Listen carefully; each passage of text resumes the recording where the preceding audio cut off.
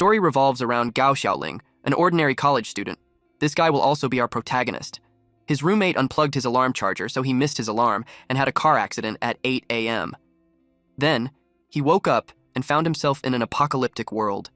A large octopus destroyed the city. A blonde-haired man with a sword cuts off its tentacles. But the tentacle grew back. The human felt hopeless after seeing that he can regenerate. Xiaoling arrived in that world with an expectation that he's a chosen one, that he would have a halo of glory and he'd kill all the monsters and save the world like a main character. But he quickly realized that something was wrong. The first time, he led the survivors out of the siege, but he was bitten by a zombie and died. When he opened his eyes again, he was back to the same spot. The second time, he used his previous life experience to lead them through the zombies, but they starved to death. The third time, he disguised himself as a zombie to steal food, but was shot in the head by the military. The fourth time, he finally awakened his powers, but he was betrayed and killed after establishing his base. And then there's the fifth time, sixth time, and so on. But every time he dies, he returns to the day he first came there. He's already at the ninth time. He gave up hope, lay flat, but was still caught as a conscript. The tentacles of the large octopus scattered. The humans retreated. But one of them was concerned about the supplies because the people in the safe house are still waiting for supplies to survive. The other man argued that if they don't run, they will all die there. A woman was wrapped in tentacles and she begged them to save her. The tentacles also restrained her hand and feet. She looked helpless. Xiaoling saw her and decided that since there was no way out, he'd just have some fun instead. He wanted to do something before he died. Suddenly, he screamed out loud and exuded electricity from his body. The light caught the attention of those men, and it made them glance back. They wondered what he's doing. They couldn't believe that he's thinking of fighting. They knew that he's just going to get himself killed. Xiaoling took out his sword and sliced the tentacles. The large octopus shed tears. The woman thanked him for saving her. He dashed forward as he instructed the woman to run away. He set his eyes on the entrance of a store. It was a convenience store. Unexpectedly, our boy ate everything that was in there, and even drank the soda that he missed the most. He left the door of the store open, and the octopus saw him. He was oblivious that it was already behind him. He stated that he could die without regrets now. Then, a few seconds later, his consciousness faded. He opened his eyes, and was surprised to find himself in the store instead of the starting point. He wondered if it meant that he didn't die. Someone answered that he died and was revived. He looked around to see who's talking. The system appeared. He was delighted to see the system. He cried as he hugged it and expressed that he had been waiting for it. He added that he was miserable. The system was in the form of a blue orb and it jumped away from his arms. It told him to calm down and explained that it was late because of a little accident. He asked what happened. The system replied that its roommate stole his charger, so its alarm didn't go off. It sounded familiar, so Xiaoling decided to believe it. He told him that it's okay to be late, but he checked if it had the plugins, golden fingers, and equipment. It replied yes. But it added that according to the procedure, he has to listen while it reads the mission instructions. So Xiaoling was currently in a post-apocalyptic world. The host's mission is to save the world and restore its peace. Only by successfully completing the task can he be resurrected in the real world. Failure will result in complete annihilation. He had a total of 10 chances, and he already wasted 9 of them, so it's his last chance. He was surprised to hear that. The system told him not to worry about the details. Since the time is short, they need to make every minute count. The system transported him as it told him to get ready for the mission. The first mission is to sell snacks within that day to earn 50 crystals. Upon completion, he can get points in exchange for attribute values, space area, and other rewards. He had his snacks laid out on the sidewalk. He grits his teeth, but eventually complained that he had to set up a food stall. His loud voice caught the attention of the zombies. One of those zombies was eating the internal organs from the corpse. He complained about the place because he'll get eaten before he can sell anything. He runs away as the zombie approaches him. He ran as fast as he could. The system asked him what he's running away from. He replied that he wouldn't just wait to get bitten, but he stopped running when he realized that he could just order the system to wipe all of them for him. He ordered the system to kill them all. The system told him that he should call it System 2333. He anticipated. Then he asked 2333 what his superpower was. He was expecting something like the agility of a leopard, the speed of an eagle, or strength of a bear. It showed his status. His strength, speed, and perception all hasn't been rated. His wisdom is 2. His inventory hasn't been opened yet. He has a stall area of 2 square meters. He had no idea what not yet rated meant. Then, of course, he asked about it. System 2333 explained that the value was too low and was not up to the minimum standard score. His current physical attributes are too low, and if he wants to improve, he needs to earn points and exchange them. He summed it up to brain power being the only thing he's good at. Their conversation was then interrupted when he was surprised when the zombie attacked him. He went back to running at feel speed while calling the system a liar because it says that he will get superpowers. The system raised its brows while telling him that it was already given to him. The zombies stepped on the goods that he left. The system narrated that once upon a time, there was a street vendor and no one cared about him, and he regretted losing a precious item. Xiaoling asked if it was the old rag. The system got annoyed that he called it that when it was his upgrade tool. Upon hearing that, he changed course and ran towards the zombie. He complained that the system should have informed him earlier. He grabbed a metal bar on the way. He got ready to hit a zombie using that. He smacked one on the side of the neck. He kept going while hitting the zombies. One zombie grabbed him from behind, which made him fall on the ground. Immediately, he rolled towards the rag. The zombies attacked him all at once. They were in a frenzy. He lost hope and thought he's going to die again soon. Even when he saw the food, he had no appetite. He accepted that he's doomed. Unexpectedly, a blinding light appeared. It kept the zombie at bay, and they all turned away from him. He was surprised and puzzled that they were just leaving. It made him wonder on what's going on. The system pointed out that it wasn't just a rag. Xiao Ling was happy that it protected him. He corrected himself by saying that it wasn't a rag but a silk cloth. He asked if it only works on zombies. He's worried that he might encounter other mutated creatures. The system explained that it can block any form of attack. As long as he is within the range of the stall, the outside world cannot harm him. He couldn't believe it. He merrily spun around while holding the cloth. He started thinking that he was invincible. The system warned him not to get too excited because the shielding function of the stall props can only be used 3 times a day. And if he can't complete the task within the time limit, the function will fail. He was notified that the sun will set in half an hour. After dark, zombie activity will increase significantly.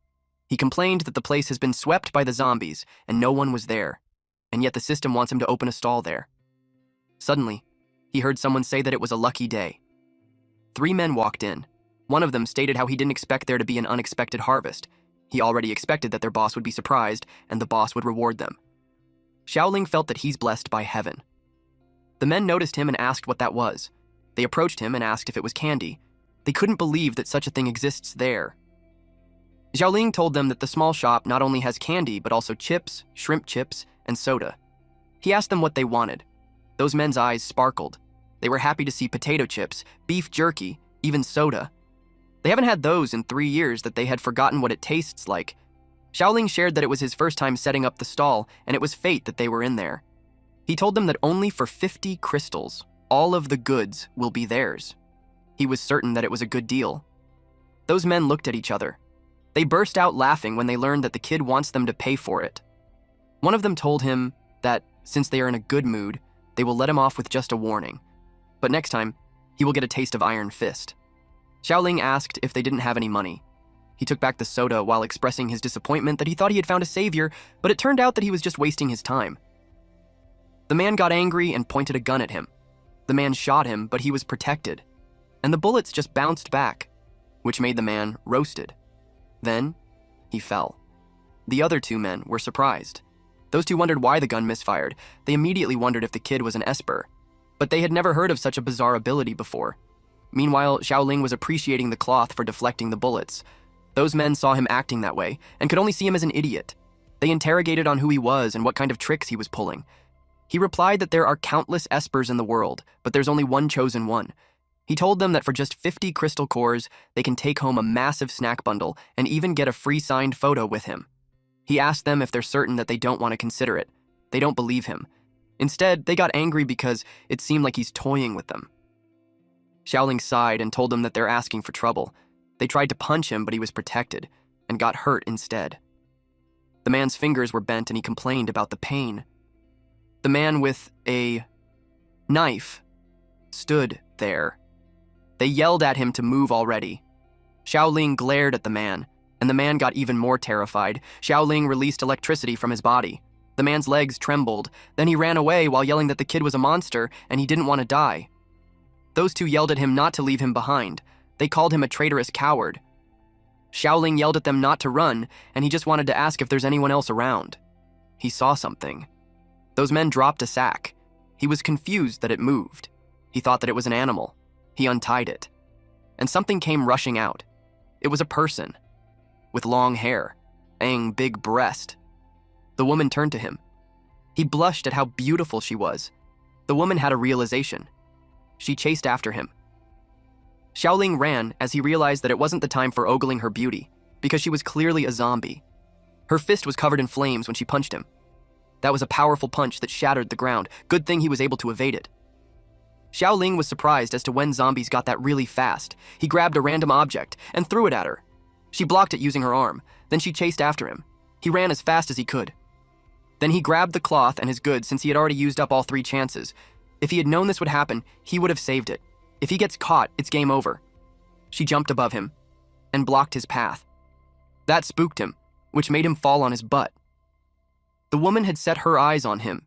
He threw snacks on her while telling her not to come any closer. It angered her. Then he grabbed the last item nearby, then threw it at her while telling her not to get any closer. His eyes were closed, but nothing happened, so he opened it again, and he saw her happily eating the snack. She happily chewed on it. Then she swallowed it. Afterwards, she was in bliss. Xiaoling realized that this zombie likes to eat dried squid. She cautiously approached him, with an expectant expression on her face. The squid was gone now, so he got nervous. He had no idea if she eats anything else. He opened a bag of chips and threw 1 chip into her mouth. She liked it. It was great for him. He continued to place a chip on the ground while moving backwards, until he reached an edge. He almost fell on the river of lava. Our MC then threw the chip there, hoping that the zombie will chase after it. She dove in, and it made him relieved. He gave her snacks so she wouldn't eat him. After that, he saw an item on the ground. It was a high-grade dagger. He saw something surprising. It was the symbol of the Thunder Legion. The Thunder Legion is the most feared bandit organization in the apocalypse. He remembers their boss is a power-type Esper. Every single one of his subordinates is a desperado, relying on their large numbers to burn, kill, and loot, acting recklessly without a care of the military. It made him wonder if those 3 men from earlier were from that organization. It made sense to him now that they were carrying so many magazines. He grabbed the sack and hid it since it might come handy later. But he saw something inside it. It was a pouch full of crystal cores. He didn't expect to complete the task so quickly. System 2333 told him that he found it and couldn't be counted as store sales. He questioned why not when the female zombie ate dried squid and beef jerky and the crystal cores were hers. The system argues that she's a zombie. He argued that it was never stated that the customer had to be human. He accused the system of being narrow-minded. He added that it was already dark and he couldn't find anything else. If he doesn't keep his promise and wants him to be killed, he'll just give up. The system was in a pinch. It was forced to say the spiel of congratulating him for completing the task. With that, he gained experience points. The inventory had been opened, and the stall had been upgraded. His stall was now a cart. It had small equipment too. He watched it materialize. Then he opened the inventory. There's water, rice, meat, and vegetables. He asked if that is all there is. He asked because had seen other people's storage spaces with all sorts of medicines, weapons, even planes, and cannons. The system clarified that they are a food system, not a warrior system. He commented that they're so stingy. Changing the subject, he asked what he can exchange the experience points for. The system showed him a list of items and their attributes. However, with his current points, his permission is at lowest level, so he can only exchange for some items. He currently has 21 points, and the items like toothbrush requires 300 points, a bowl for 450 points, soap for 200 points, scissors for 250 points. He commented on how shabby it was. He was bummed that the stall can only block attacks thrice a day. With that said, he decided to upgrade his defense. Then he exchanged everything for stamina. Him and the system waited for any change. But he doesn't feel anything different. His new mission is to earn 100 crystal nuclei within 24 hours and hire a waiter. He complained that 100 crystals are so much plus a waiter. The street stall was so small and they wanted it to share with someone else. A paper flew on his face. It was a poster of a girl with a drink. He remembered the milk tea shop on the street next door, and the girl used to come to school to distribute flyers and even asked him to try her drink for free. He wondered if she's alive. He imagined working with such a beautiful woman. That got him motivated and started pushing his cart. He left the cliff. But something came out of it. It was a woman zombie. She looked for him. She looked ahead and searched for tracks. Then she started running in that direction. The next day, Xiaoling arrived at the old milk tea shop. It was run down. He peeked inside and asked if anyone was there. The zombies all turned to him, which made him immediately close the door and apologize for the intrusion. Then he dragged the cart and ran. It was the same zombies who chased him yesterday, which made him complain about how persistent they are. The system corrected him, saying that they came before him and he was the one who ran into them. Those zombies were so eager. One of them jumped as it could reach the cart, but it was blasted away. Xiaoling yelled at them not to waste his defense. The zombie fell face down on the ground and he started running away. This time, he pushed his cart. The zombie rose. It looked creepier with its head upside down, and it crawled towards him upside down. Its belly was upwards. It almost bit his leg. He panicked and moved its leg right on time. He kicked it away, and the zombie crashed on a vending machine. The sound spooked the other zombies, and the vending machine fell on them. Xiaoling couldn't believe that he did that with just one kick to the head. He was amazed that the power boost actually worked. The system congratulated him on his first kill and rewarded him with a newcomer gift package, a disposable raincoat. He was a little disappointed that it was just a piece of plastic cloth. The system told him not to underestimate the raincoat since it was made of high-tech materials and can block all harmful substances. He can even swim in nuclear wastewater while wearing it, but it can only be used once. He couldn't believe that it was that good. While he was distracted, so many zombies had come already. He realized that he was attracted to the noise he made.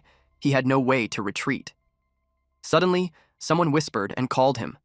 A girl opened the door and told him to come there. He glanced behind him and saw those creepy zombies. He got into position and ran for his life while pulling his cart. They closed the door on time. The zombie kept banging on it. He expressed his gratitude to the woman for saving him on time. When he got a closer look at her, he realized that it was her. She asked him if he knew her. He told her that he's a student from a university, and she used to come to their school to promote milk tea, and even treated him to a drink. He asked if she remembers him. Deep inside, she was thinking that he's not some kind of handsome guy, and since he had ordinary looks, there are plenty like him in the university, so there's no way she could remember him. But she replied that she remembers him. She stated that he's good at basketball and loves peach-flavored pearl milk tea. He replied that he's on the football team and he doesn't even like peaches. She grabbed his arm and told him that it was nice to see him. He got distracted by how soft her boobs are. He asked for her name. She told him that it was Ai Chin, then he told her his name. She called him brother and smiled at him. That caught him off guard. He cried because it was the first time in his life that a girl had called him brother, and a beautiful girl at that. Meanwhile, she couldn't believe that he's crying. Suddenly, they heard the sound of a can. He turned and asked what it was. They got alarmed. He picked up the can to check what it was, and that surprised him. His eyes went to the door inside the room. He was about to grab the handle when Chin yelled that there's a rat. She clings to him, acting scared because of it. She pulled him away from the door, but some eyes peeked through the small crack of the door. Then Chin acted like she's fainting. He panicked on what was happening. She told him that she's hungry because she had been stuck there for 5 days without food. He replied that it was easy to fix. He left her on the ground and told her to wait while he made her something to eat. He checked his stocks while thinking of what he's going to make. He considered noodles or steamed buns, even cola chicken wings. Chin's expression turned serious as she thought about food. She approaches the cart. She saw that there's eggs, flour, and even oil. She wondered where he found such things. She didn't expect him to be such a fat sheep. She already expected to make a fortune off it. He grabbed the egg and it vanished in her hands. She was so confused, so she tried again. The system notified Xiaoling that the ingredients from the snack cart cannot be stolen. Any items taken without the owner's permission will automatically return to their original position. Her confusion made her think that she's hallucinating. She decided to take him down first, and everything in the cart will be hers. But the knife that she took vanished too. She wondered where it went. Xiaoling asked her if she's looking for it. She told him that it was hers and asked how he got it. But just earlier, when she was confused with the eggs, he grabbed it. He told her that cooking requires a knife, but since it was a little shop that just opened, he doesn't have the right tools yet. He decided to borrow her knife for a bit, expecting that she wouldn't mind. She replied that she doesn't, but she wondered how he knew that she had it. It made her think that he's been on guard against her the whole time. Then she tried to explain so he wouldn't misunderstand. She told him that it's hard for a girl to survive in the apocalypse, so the knife was just for self-defense. He replied that he believes her. She told him to return the knife to her once he's done, and he agreed to it. He gave it back while advising her not to use it carelessly since it's sharp. Suddenly, she attacked him using it. She called him foolish and that he deserves to die. To her surprise, the barrier blocked her attack and she dropped the knife. He just told him not to mess with it, but she didn't listen. She was surprised to learn that he's an esper. She claimed that he set her up and he was determined to fight him to death. She charges at him, only leaving smoke behind. She had flames around her body. Xiaoling simply took out a pepper spray. She complained that it burns. Chine rolled on the ground while complaining about her eyes. Xiaoling told her that if she can't handle spicy food, she would have said so since he always makes sure to cater to his customers' tastes. He asked her if she likes barbecue or maybe adding a little mustard on it. She yelled at him to stop. Xiaoling told the people inside that if they don't come out, their comrades are going to be pickled. The door bursts open. A girl and a boy came out screaming to let their boss go. Xiaoling was surprised to see the kids. With tears pooling on the side of their eyes, they told their boss that they are going to rescue her. Xiaoling grabbed their hoods to stop them and commented that at such a young age they are already causing trouble and causing harm to others. Qin tries to stand up while telling him not to hurt them and he could just attack her.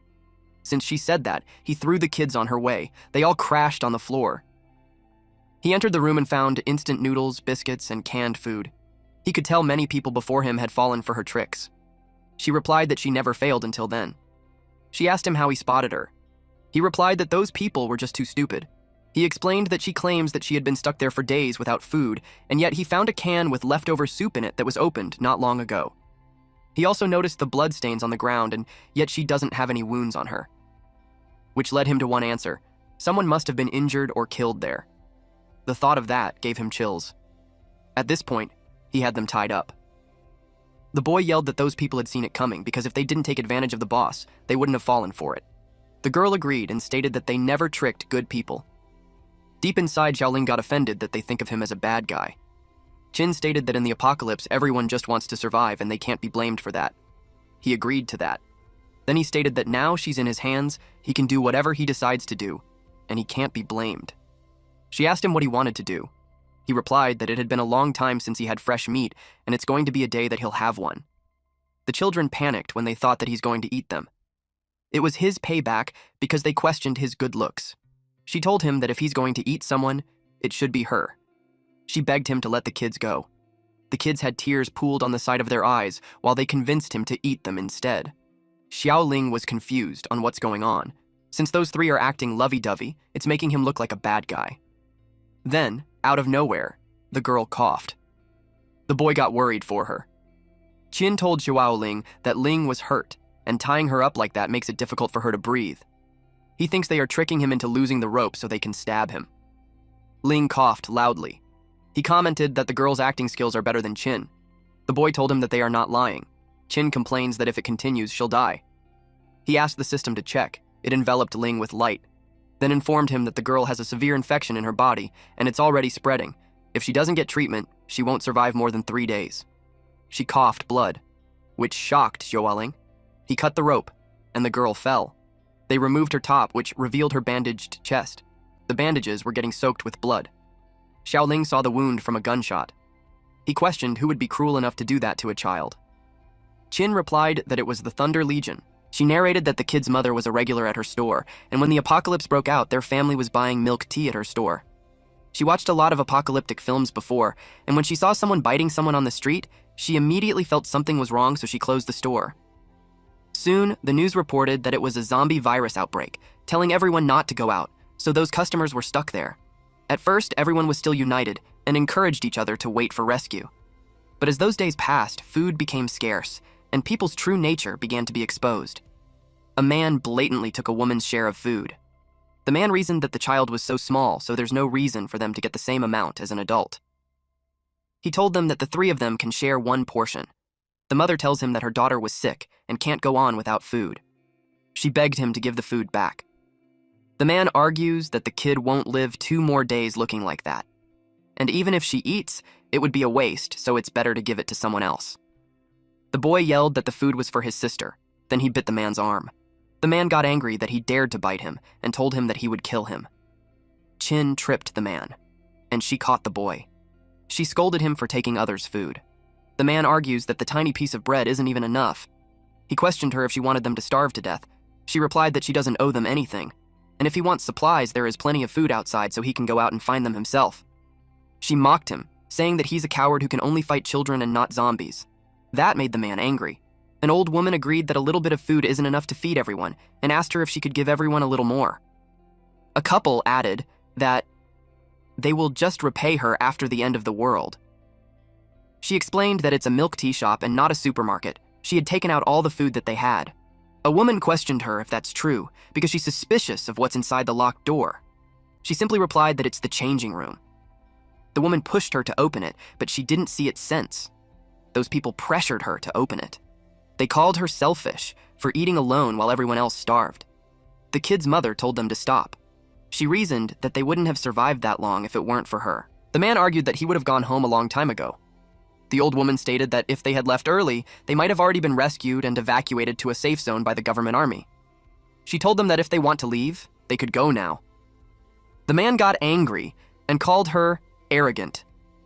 They held her down while the man broke open the door. The man pushed it with all his might as he tried to prove something. The door opened, and he saw that it only contained clothes. He was confused because it was just a milk tea shop, and yet there were so many skirts in there. The old woman judges her to be indecent. The woman clings to her boyfriend while saying that good girls don't dress like that and assumes that she's seducing someone. Chin told them that they are going too far. Unexpectedly, an explosion happened. A car crashed into the shop. It had a specific badge. A one-eyed guy alighted the car and announced that people were in there. The man asked who they were. They introduced themselves as the Thunder Legion and threatened to kill them if they didn't hand over their food. The man got scared and reasoned that he was just passing by. Then he pointed at Chin, saying that she hid all the food. The others alighted the car. They were pleased to see that there's more than one woman. One of them even commented that it has been a long time since he saw such a beautiful woman. One of them claims that they could have a feast. Chin grabbed the kids and yelled at them to run. The girlfriend was taken and she begged her boyfriend to save her, but her boyfriend sold her out to save his skin. A man grabbed Chin. She took out a pocket knife and tried to slash the man while cursing at him. The man was surprised that she had a knife. In anger, he pointed the gun at her. The girl went in front of her to protect her and got shot. The mother, Chin, and Lei turned pale upon witnessing that. The one-eyed man scolded the guy for shooting because it will attract zombies. The one-eyed man killed the other woman by shooting her at the head. Then he ordered them to evacuate immediately while leaving nothing behind. They covered the truck as it pulled away. One man pointed his gun at Chin and Lei. The mother grabbed this man while telling them to run away quickly. Lei got worried for his mother. Chin was surprised by her actions. The man hit the mother on the head to shake her off, but she clings to him. She left her kids to Chin's care. Chin grits her teeth and grabs Lei while holding Ling on the other hand. Then she smashed the window. The mother saw the bombs on the man's waist, and she made that explode. Back to the present time, she told Xiaoling that she promised their mother that they would protect them and to survive. She can only use that method. But Ling's injuries were getting worse day by day. She cried and apologized. She blamed herself. Ling wiped her tears away and told her that she's not in any pain, and if she dies, she'll be with her mother. She told her that she won't die. Lei was scared that he'll be left alone too. The system expressed that their situation is so pitiable. Xiaoling argues that they are pitiable now, but they didn't show any mercy when killing him earlier. But he's aware that in an apocalypse, taking care of 2 children is not only a burden, but also increases a lot of unnecessary trouble and the risk of death. The fact that Chin had persisted until then only shows that she has a conscience. Xiaoling asked if the system has medicine in its inventory. He wondered if there's anything that can treat the child. The system replied that there is, but it requires unlocking a higher level space to use it, and Xiaoling doesn't have the necessary permissions. He teased the system saying that it was just expressing how pitiable those people are, and yet it can't save them.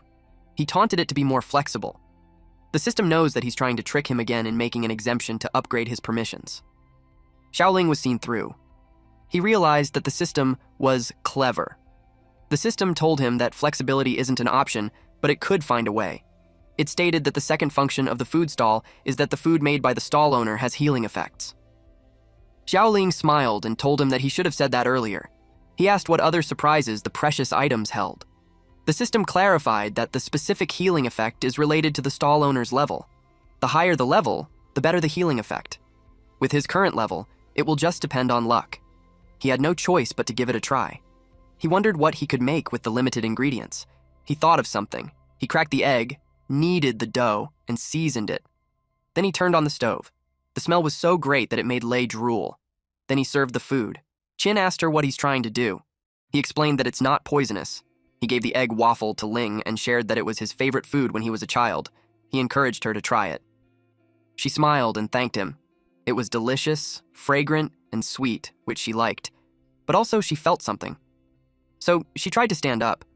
Qin told her she can't do that yet, but she replied that she doesn't feel any pain at all.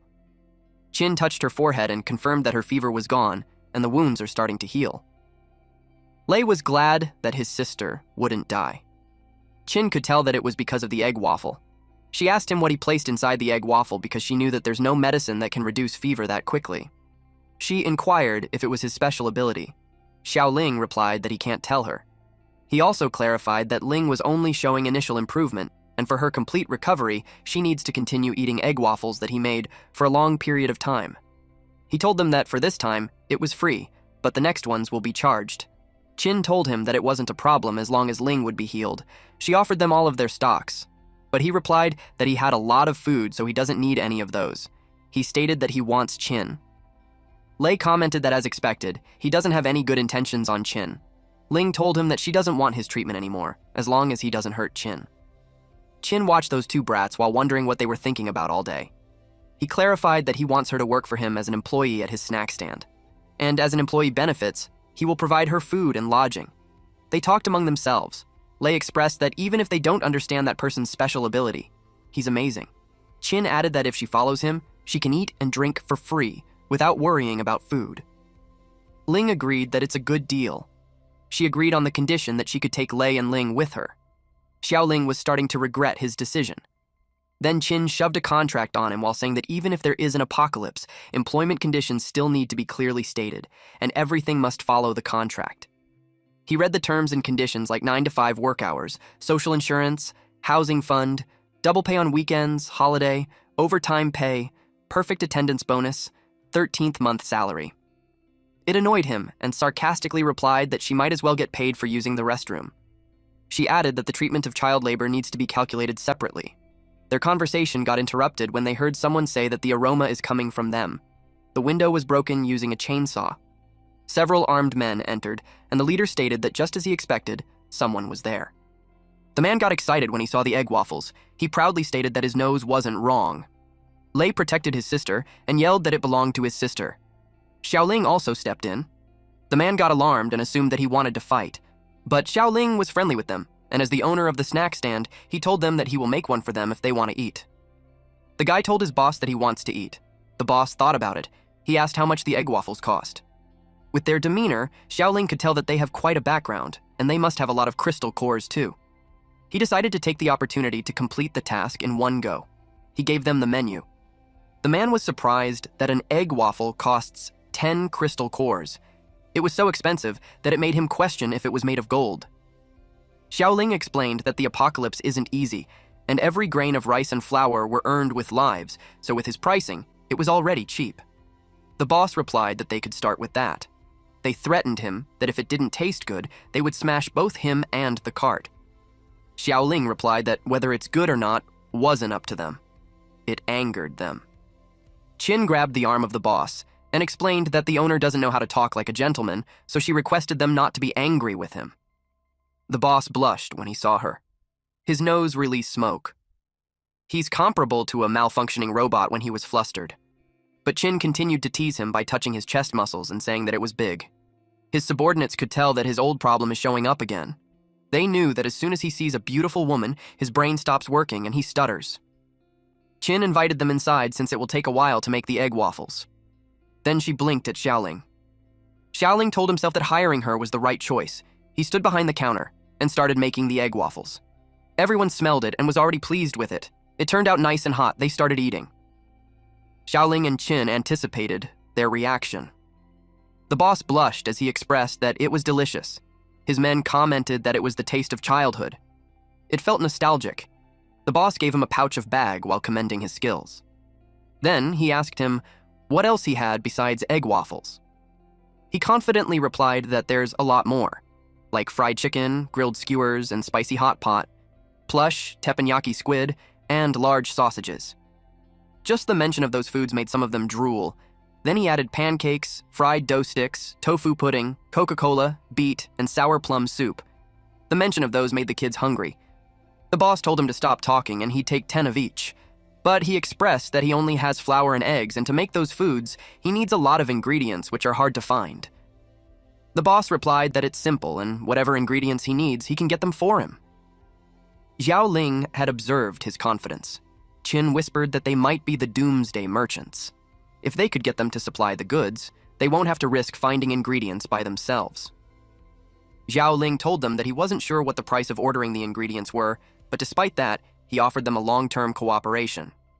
Qin asked for a discount and promised that in the future they won't charge him when he comes to visit. The men looked at each other when they heard her call the boss Big Brother. They laughed so hard because of that. Qin and Xiaoling pouted at their reaction. Then the boss looked for Ahu and the others because they had been gone for so long. One of his men replied that he already sent someone to look for them. He left marks on the road so they will find themselves back. A machine could be seen near them, and one of the guys came running to the boss. The man informed the boss that Ahu and the others were injured. Those men were assisted inside. Xiaoling recognized them.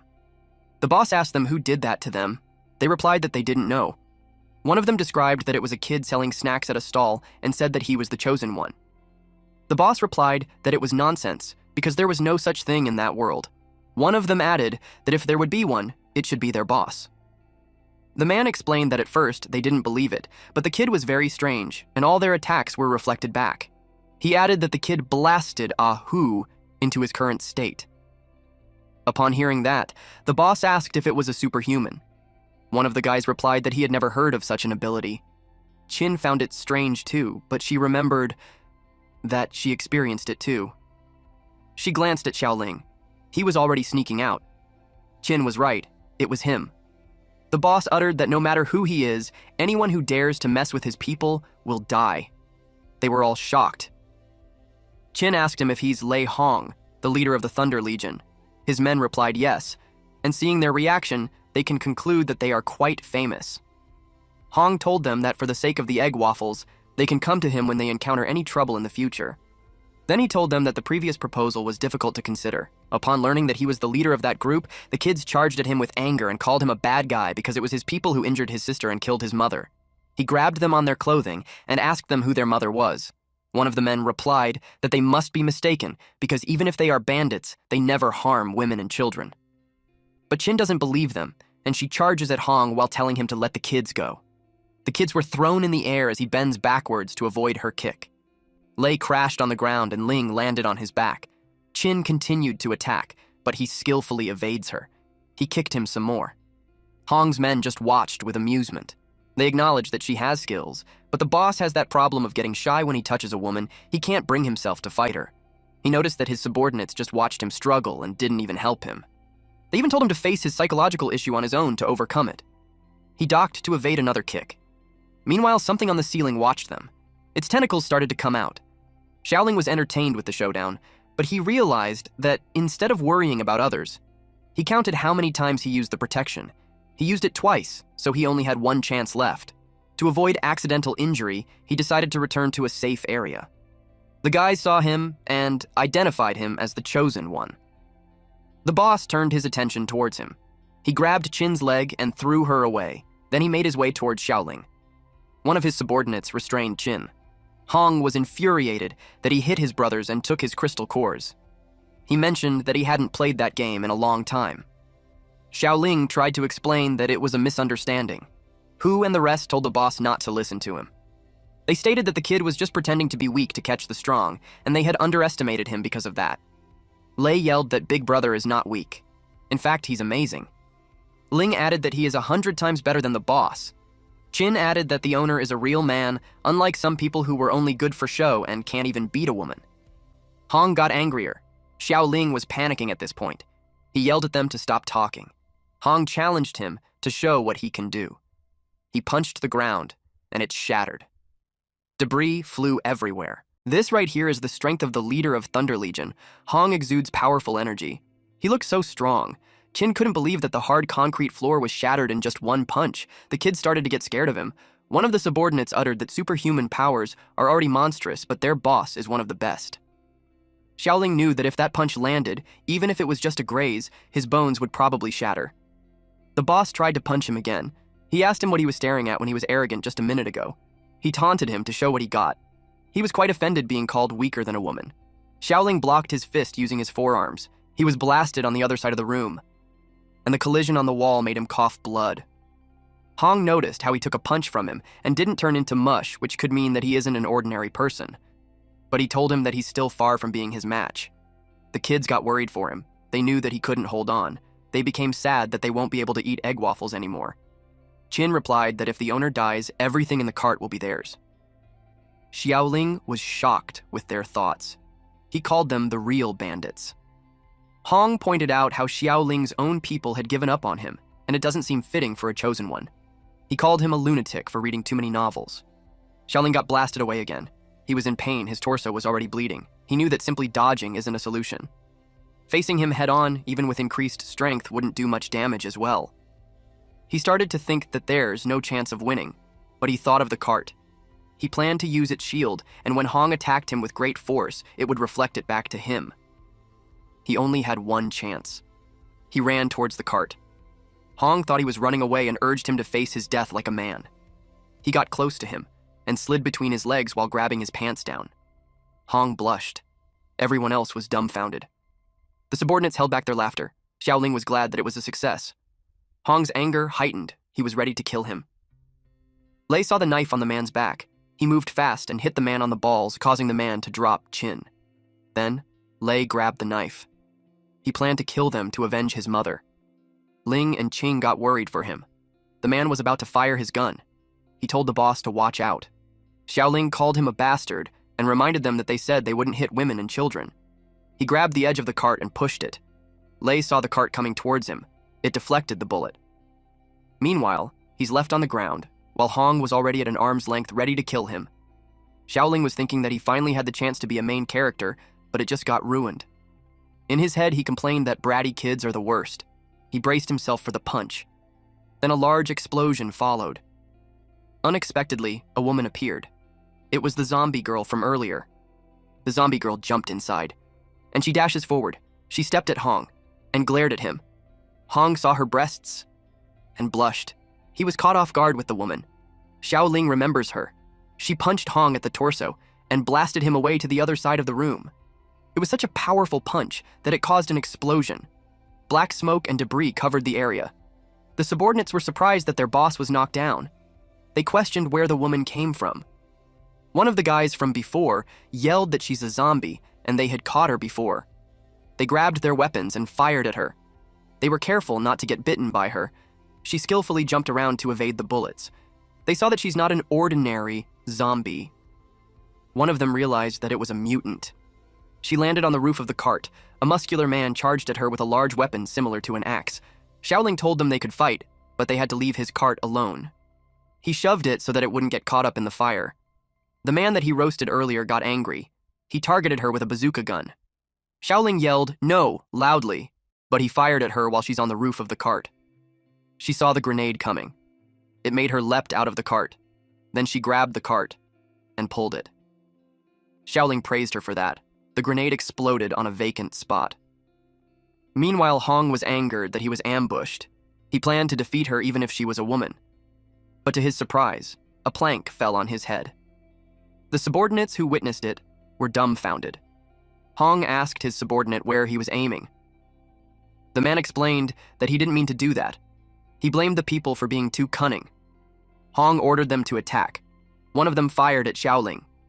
The others fired at the woman crossing between the gunshot. Xiaoling pulled his cart while running away.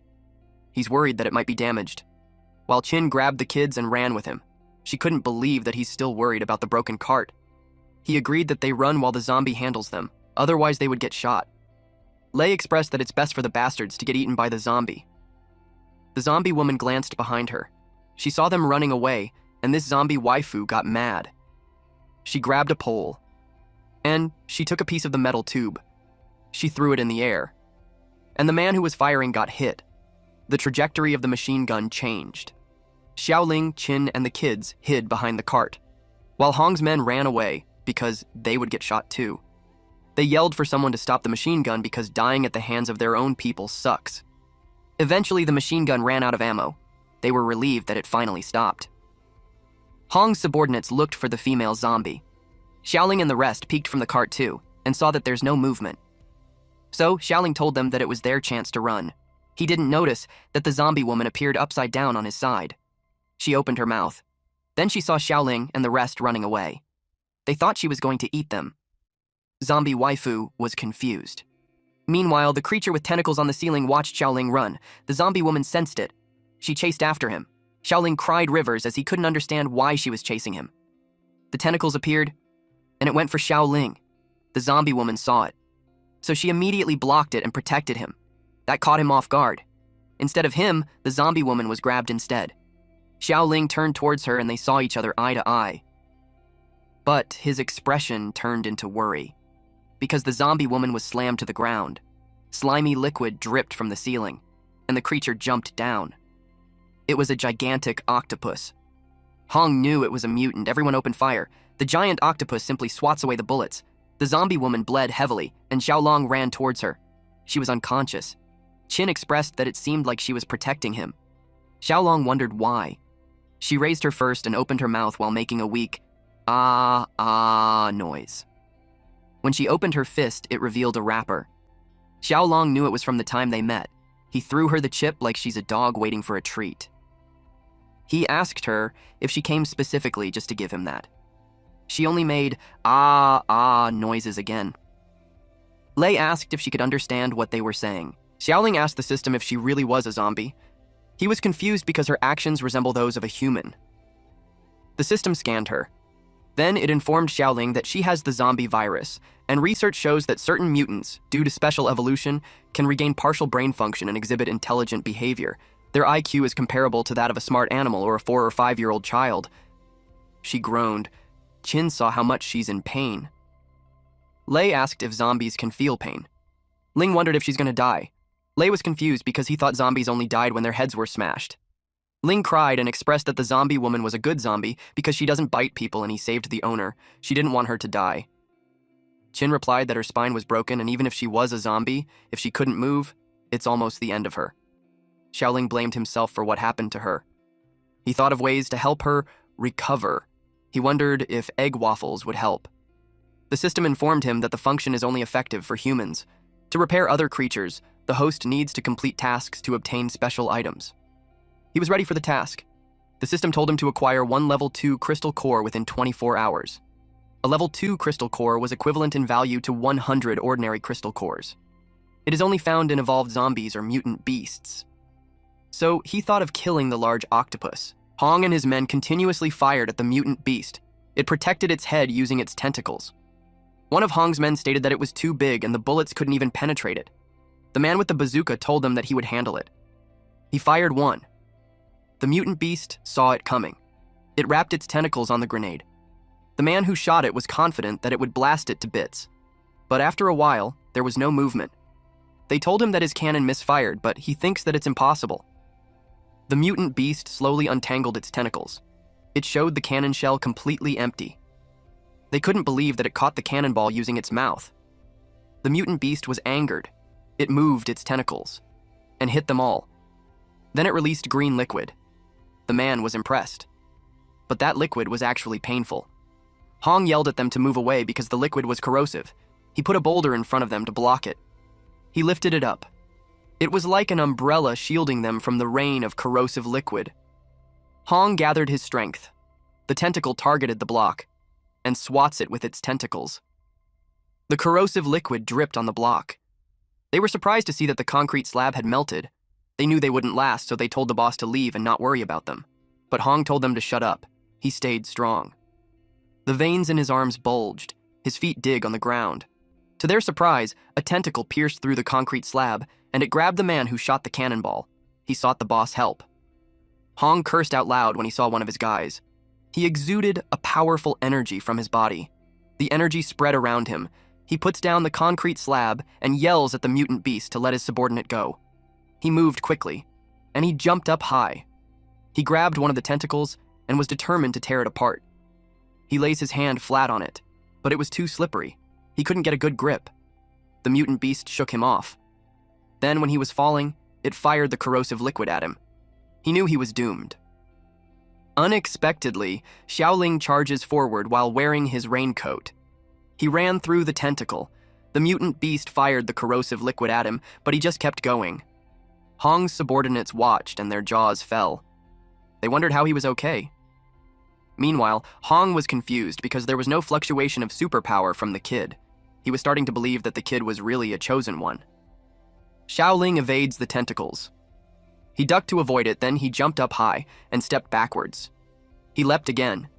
This time, he's holding his dagger and was in a position to stab the mutant beast. He hits the cannonball in its mouth and pushes it in. It got lit, and he rams away. Eventually, it started exploding. It was a huge explosion. The body of the mutant beast was blown into pieces. It laid on its own pool of blood. It was a gruesome scene. Xiaoling removed his raincoat. He was happy with it because it had been very useful. It perfectly isolates the impact of explosions. He sees it as amazing high-tech stuff. He asked the system if it can bring a few more next time. The system replied that the rewards are all randomly selected, but as long as he performs well, there are plenty of opportunities. He watched the corpse. He grabbed something out of it. It was the second-level crystal core. The system congratulated him on completing the mission. He had obtained the second-level crystal core and 1 healing candy as a reward. The effect is healing with no restrictions. Plus, as a bonus, he received an apocalypse cooking guidebook. He got curious on what the cooking guidebook is for. The system explained that there are many mutated creatures, and plants in the apocalypse are edible once the virus-infected parts are removed. However, most people don't know this, or are too scared to eat them. So, the book details the body structures and cooking methods, making it an essential guide for setting up a stall and cooking gourmet food in the apocalypse. It was a good item, so he decided to keep it. He approached the injured zombie woman and made her eat a pill. She chewed it. Then she opened her eyes. She regained her full strength, too. Ling was happy that she's alive again. Qin couldn't believe that he managed to take down the mutated octopus all by himself. She was thinking that just a moment ago, he looked scared, and now it seemed like he's like a different person. She wondered if he's hiding his strength. The zombie woman faced him and opened her mouth and pointed at it while saying, "Ah, ah." He scolded her and told her that it's not a game, yet she got addicted to it. But it seemed like she didn't understand. Ling joined in, saying that she wants to play too. Upon witnessing that scene, Qin realized how unreliable he was. Xiaoling threw chips in the air, and the zombie woman caught it like a dog. Ling laughed at them. Qin saw them and acknowledged that he has a good heart, and he's someone that can be trusted. Lei warned Ling to stay away from the zombie woman, though. He was cautious because she's a zombie and she might bite. The zombie woman turned to them and approached them. She crouched so she could see them eye to eye. Her eyes sparkled.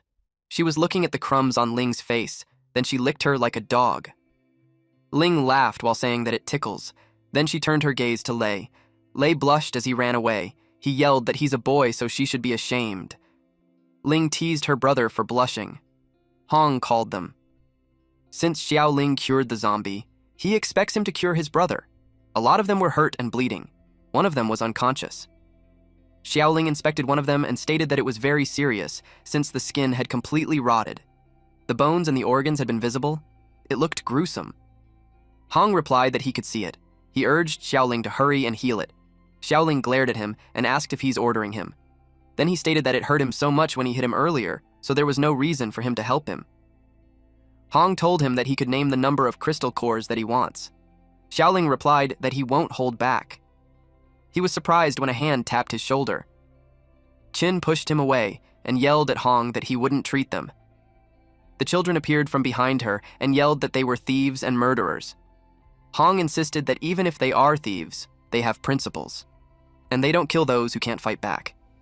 He stated that if their mom was killed by one of his men, then it means that their mother hasn't been a good person. Of course, the children refused to believe that. They argued that they are the real bad guys. Chin told Hong not to argue. She knew that he's only saying that for his men to be healed and afterwards they would kill them. She refused to be fooled. Xiaoling stated that he's telling the truth. Chin and the children couldn't believe it. Their expression is a mix of surprise and disappointment. Xiaoling picked up something and asked Lei if it was his. Lei replied yes and explained that it was the symbol of that group. He always carried it with him to remind himself not to forget what they look like. The man with the eye patch lives on his memories. Xiaoling showed him the dagger he picked up from their group. He compared the badge and stated that although the patterns above are very similar, but the lightning at the center was placed in an opposite direction. Chin looked at it closely and saw that the design is quite different. Lei could tell that the other one was clearly more designed while the other one looked like a child's doodle. Upon hearing that, Hong felt embarrassed. He got defensive that it wasn't a doodle, it's a rugged and bold style. Xiaoling explained that he encountered many groups before that robbed under someone else's banner, creating animosity for the real ones. He told Lei that the group they encountered must have been fake. Chin and the kids were surprised to hear that. Hong realized that it must be the reason why a few groups attacked them out of nowhere, as if they had a deep-seated grudge.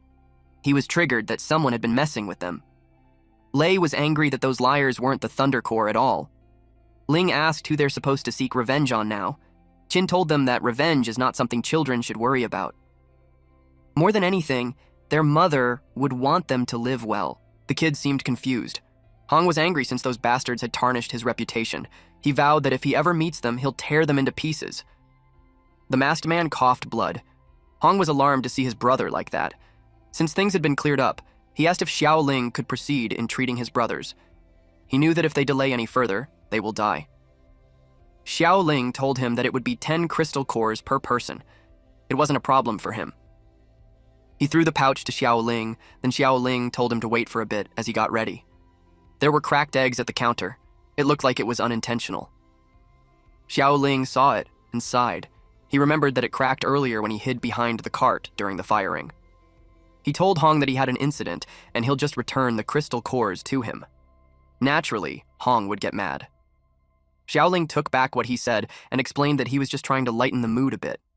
He could only cry after learning that he doesn't have any eggs to make an egg waffle.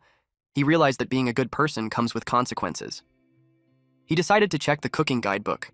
His eyes sparkled because he found the right recipe. He was so happy. He thought about what he could make with flour, oil, and some seasonings. He had a light bulb moment. He took a portion of the mutant beast's body. He washed it and cut off the membrane and suction cups, keeping only the clean fish meat inside. Then he marinated it with seasonings to remove the fishy smell. Then he prepared the batter to a flowing consistency, added the meat, and mixed it well. He continuously stirred the pot and poured it in the takoyaki pan. When one side had been cooked thoroughly, he flipped it to the other side. Then he added the tomato salad dressing. He used crushed potato chips as a substitute for bonito flakes. After that, he presented the takoyaki. He offered it to Hong's men while saying that eating it would help them recover. They got angry, though. Since he used the mutated beast for food, they think he has other intentions. They thought that he's making them die faster. On the other hand, Hong was curious if it can really be eaten. Xiaoling slightly looked offended and asked them if they hadn't read any martial arts novels. In those novels, when there's a poisonous snake, there's an antidote within 5 steps. He added that since he had collected the crystal cores, refund isn't an option. They could just eat it or not. The masked man smelled it and expressed that it smelled great. He decided to eat it. He reasoned that even if he dies, he'd at least enjoy the taste first. He was shocked after he had eaten it. The taste was unexpected. He covered his mouth. He looked like he was sick. Hong told Xiaolong that if anything happens to his brother, he won't forgive him. The zombie woman got in front of Xiaoling to protect him. Hong told her not to come any closer. The masked man made a groaning noise. Eventually, he claimed that it was delicious. The masked man described the takoyaki having a surface that is fragrant, soft, glutinous, like clouds wrapping around his body. He added that the fish was bouncy and smooth. With every bite, he felt like elves were dancing on the tip of his tongue. It was like he's in clouds walking towards the little octopus.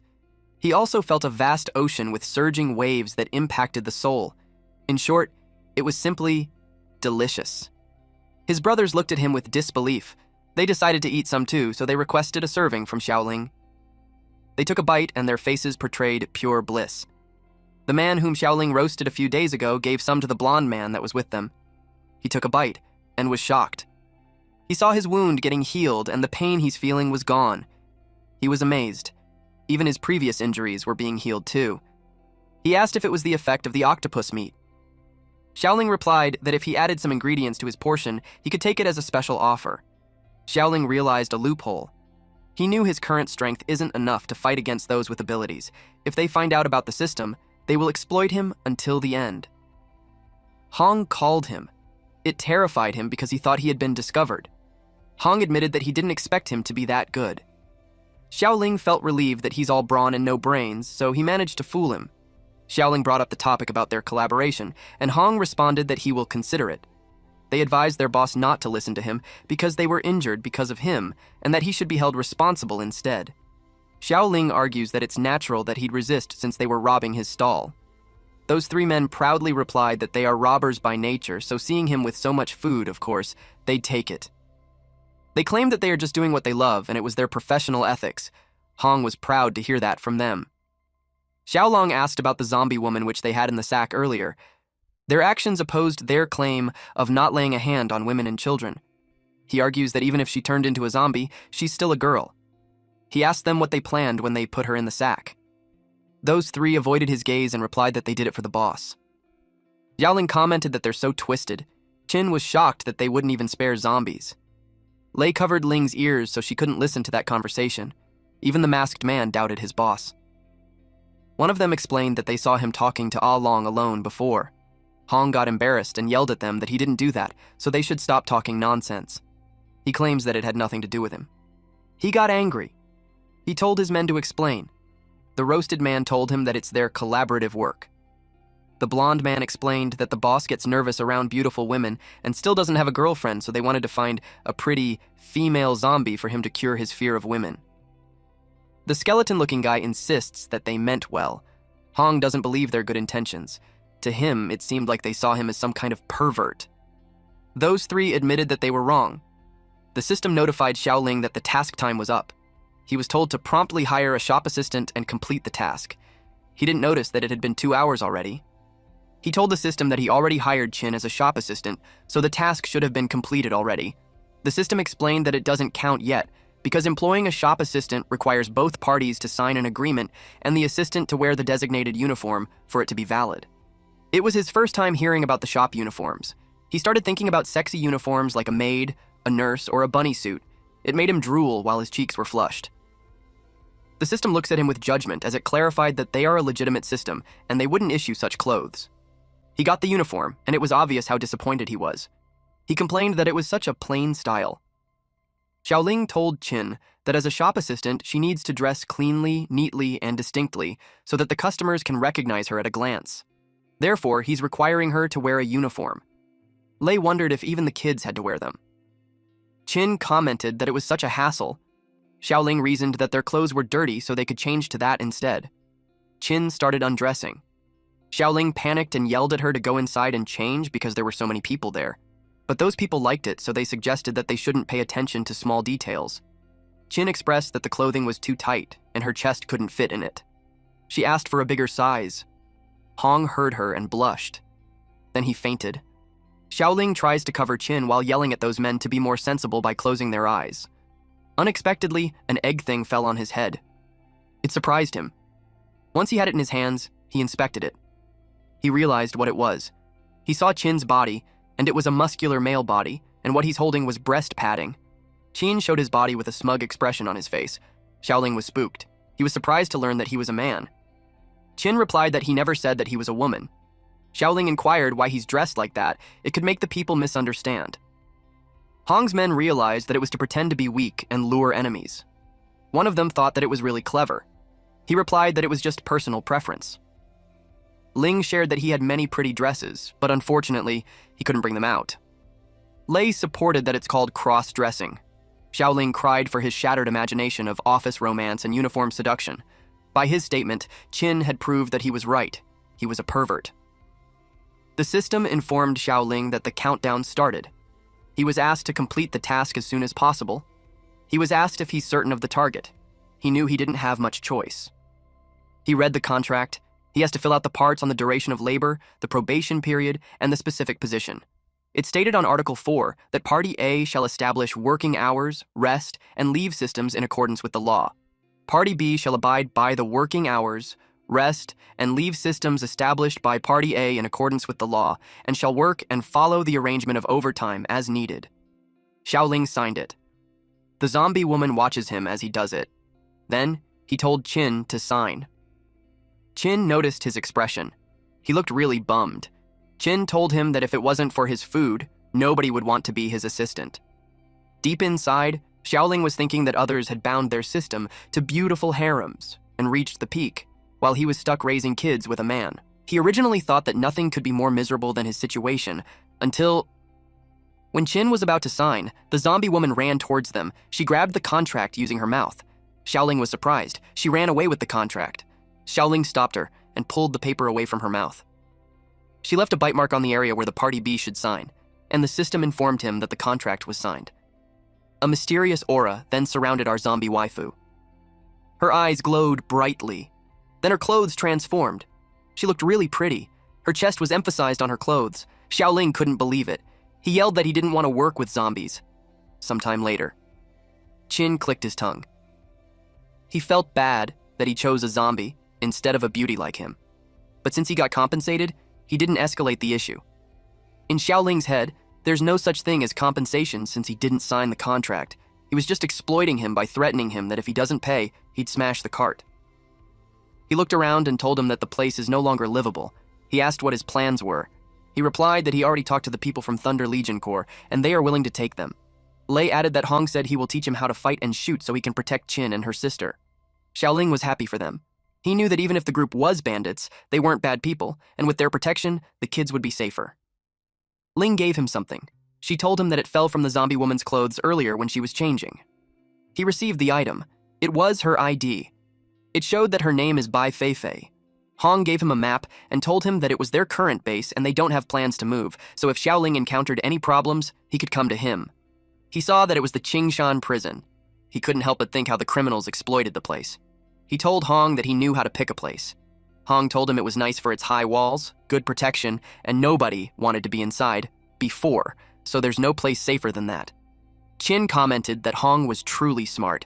He added that he's not used to living with others, so he wanted his own room. Hong kept a distance from him and requested someone to bring him some men's clothes. He argues that he just wanted women's clothing. Xiaoling watches their truck leave. The kids peeked at the window and waved goodbye at him. The other men wished him to be safe and not get eaten by the zombies. They promised to come back and visit him. He waved back. When they were gone, he checked the ID again and kept it. Although he doesn't know what the future holds, he was determined to try and live. He told the zombie woman to take good care of him, but when he turned around, she had disappeared. He saw him eating the cart and yelled at her that it was not edible. There was a loud chewing noise. Since Feifei tried to eat the cart. Xiaoling tried to pull her away while yelling at her that it wasn't edible, but her bite on it was so strong. Xiaoling knew that the situation was bad. He kept pulling her away. Suddenly, his cart collapsed. Despair washed over his face. He was also confused since he hadn't used the rebound function, and yet it broke after just a few bites. Xiaoling complained that the cart was defective, and he wants it to be replaced right away. The system told him to calm down while it raises the concern to the higher-ups. But its application was rejected. The system explained that according to the item description, the rebound function exists to protect the store's personnel and property. It only works against external attacks, and it is ineffective against internal personnel. Since Feifei is already a store employee, any damage caused by her must be borne by the host. Xiaoling got mad that it didn't mention something so important earlier. Had he known, he'd rather choose the cross-dressing boss, which would be better than the human-shaped husky. He felt hopeless about his cart, since he had no idea how to fix it. The system told him that he's only 100 points away from upgrading the snack stand, and as long as he completes the task, he can upgrade the item. He told the system to release the task quickly. The system did as he was told. It revealed that on the next task, the host must replenish ingredients within 24 hours and collect 500 pounds of meat. Once he completed that, he'll receive a reward. 500 pounds was too much. In the apocalypse, it was hard to even find 5 pounds of fresh meat. He wondered where he could get 500 pounds. Then he remembered that there was a large poultry nearby. He checked the guidebook and read about the mutant native chicken. It had low combat power among mutant beasts. Its virus levies on the brain, internal organs, beak, and chicken feet, which can be eaten after removal. The breast and thigh meat are especially tender and rich in protein, suitable for replenishing strength. He found those chickens. They were noisy and restless. Xiaoling hid behind a wall while he took a peek at them. He noticed that the mutant chickens are larger, but they don't look much different from before the apocalypse, so he expects them to be easy to deal with. But the problem is that there are too many of them, and they need to find a way to separate them and take them down one by one. He glanced at Fei Fei. Then he planned to act as bait and have her take them down one by one. He asked her if she understood, and she nodded her head yes. Xiaoling heads out. Fei Fei's eyes sparkled as she watched him. Then she jumped up high. Xiaoling saw that she was heading in the opposite direction. He scolded her by telling her that it wasn't a game. Fei Fei jumped around, and she landed on a plant near the ceiling. The mutant chicken eyed Xiaoling. He knew he's doomed. He ran as fast as he could while the chicken chased after him. He almost got pecked. He complained that the system said it was low combat, but its claws are way too sharp and just one scratch and he's Siev. He called Fei Fei to help him. He reached the fence and had no way out. He shifted direction and saw a dent on the ground. He squeezed himself through it and made it to the other side. The chicken stopped before the fence and was in a frenzy because they couldn't get to him. The mutant chickens clucked loudly. Xiaoling was relieved that there was a hole in there as he almost got pecked to death by them. His hand touched something slimy and disgusting. Then he saw that there's a lot of eggshells around. Then he realized what it could be. A shadow was casted over him. The chicken towered over him, and it attacked him aggressively. He was surprised to see the adult mutant chicken. He immediately got out of the hole. He realized that he fell into the hen's nesting pit. He felt so unfortunate. On top of that, he can't use the rebound effect of his card at the moment. He ran for his dear life. He screamed out loud when he almost got pecked on his butt. Then the chicken positioned itself in front of him. He got worried about the eggshells from earlier. Since it was cracked, he assumed that the chicken wanted to take revenge. Its beak positioned on his male genital. He called it a pervy chicken. Then it tried to peck him in that area, but fortunately, he was able to duck low. He counterattacked using his twisted leg technique. He wrapped his legs around its neck. He refused to go down. So he squeezed its neck with his leg tightly. He grinned. The chicken stopped moving. And when it opened its eyes, it looked furious.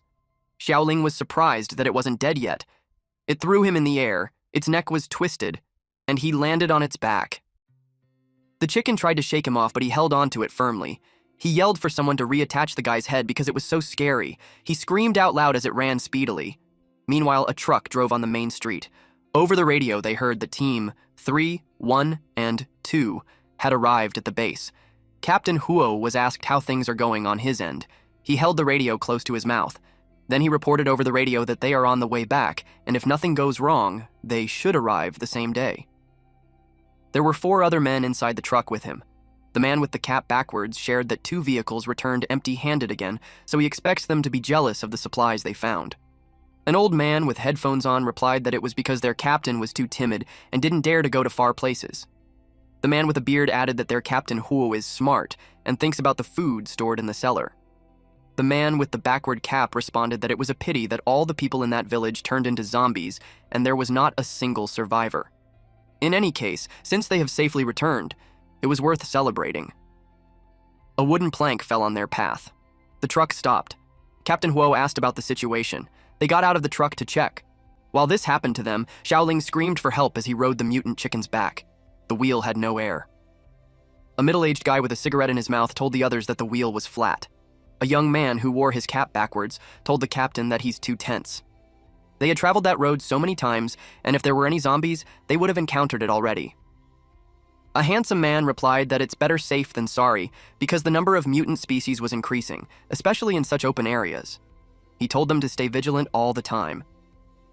The captain called Guo Ming and Gu Zhen to change the tire quickly while the rest stood guard with him. They all obeyed him. They stood on guard around the truck.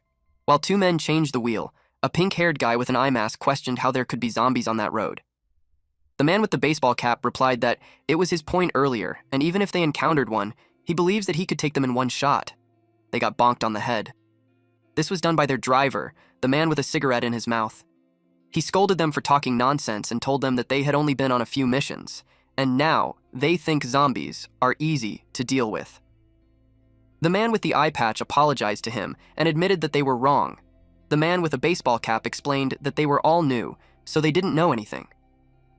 He asked for his guidance in the future. This middle-aged man named Uncle Joe was touched, and he thinks they are clever, so he was willing to teach them.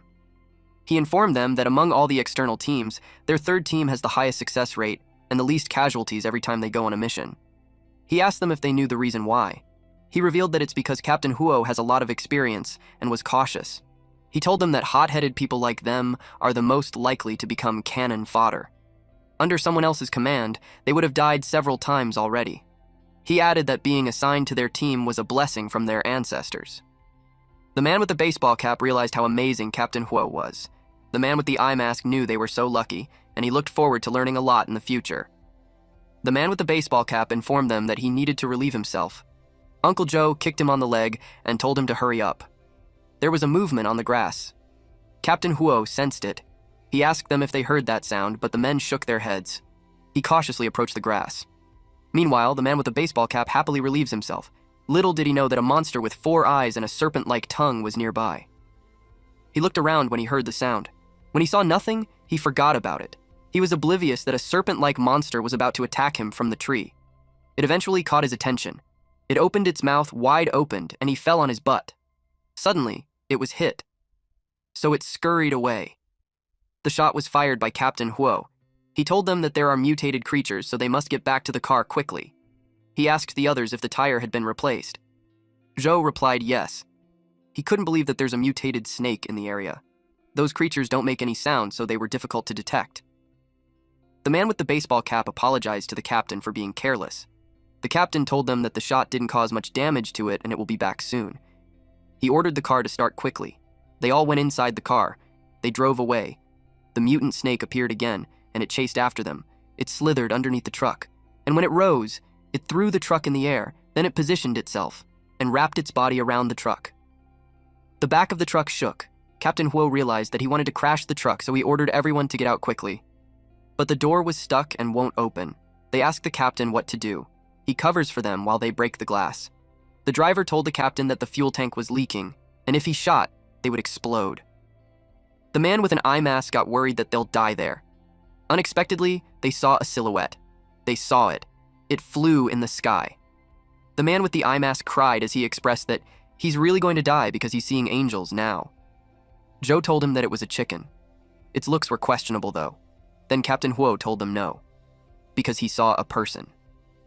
They were surprised to see that someone was riding on a mutated chicken. Meanwhile, Xiaoling cries while asking how to make it stop. They all wondered who he was for being able to control mutated creatures. They thought that he must be an esper, but the captain doesn't see it that way, because he could tell that it was the guy who was being controlled. The mutant snake saw them. The mutant chicken saw the mutant snake too, and it stopped on its track.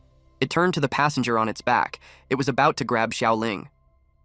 Xiaoling argued that he just sat on its egg accidentally, so he suggested that the chicken should just let it go. He threatened that he could kill a chicken using his bare hands. He clung to its neck and was ready to show off his butchering skills. He gripped tightly and disconnected the bones on its neck. Concurrently, the mutant snake attacked. It grabbed the chicken, and the chicken bled. Xiaoling was still holding on to the back of the chicken. He was relieved that his battle with the chicken was over. Then he got confused on why he's still in the air. He thought he was stuck on a utility pole. He jumped down and slid on the pole, but he noticed the sensation of the pole.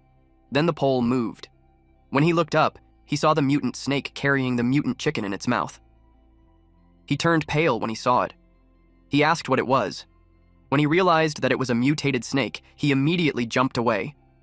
The mutant snake swallowed the mutant chicken whole. The whole chicken's form could be seen on the mutant snake's esophagus, and it made its belly swell. Xiaoling slowly moved away from it, but it was already looking at him. He told it not to eat him since it just had a chicken and should still be full. The mutant snake moved closer to him. He stood there frozen, and when it opened its mouth widely, he ran as fast as he could. He started questioning his fate.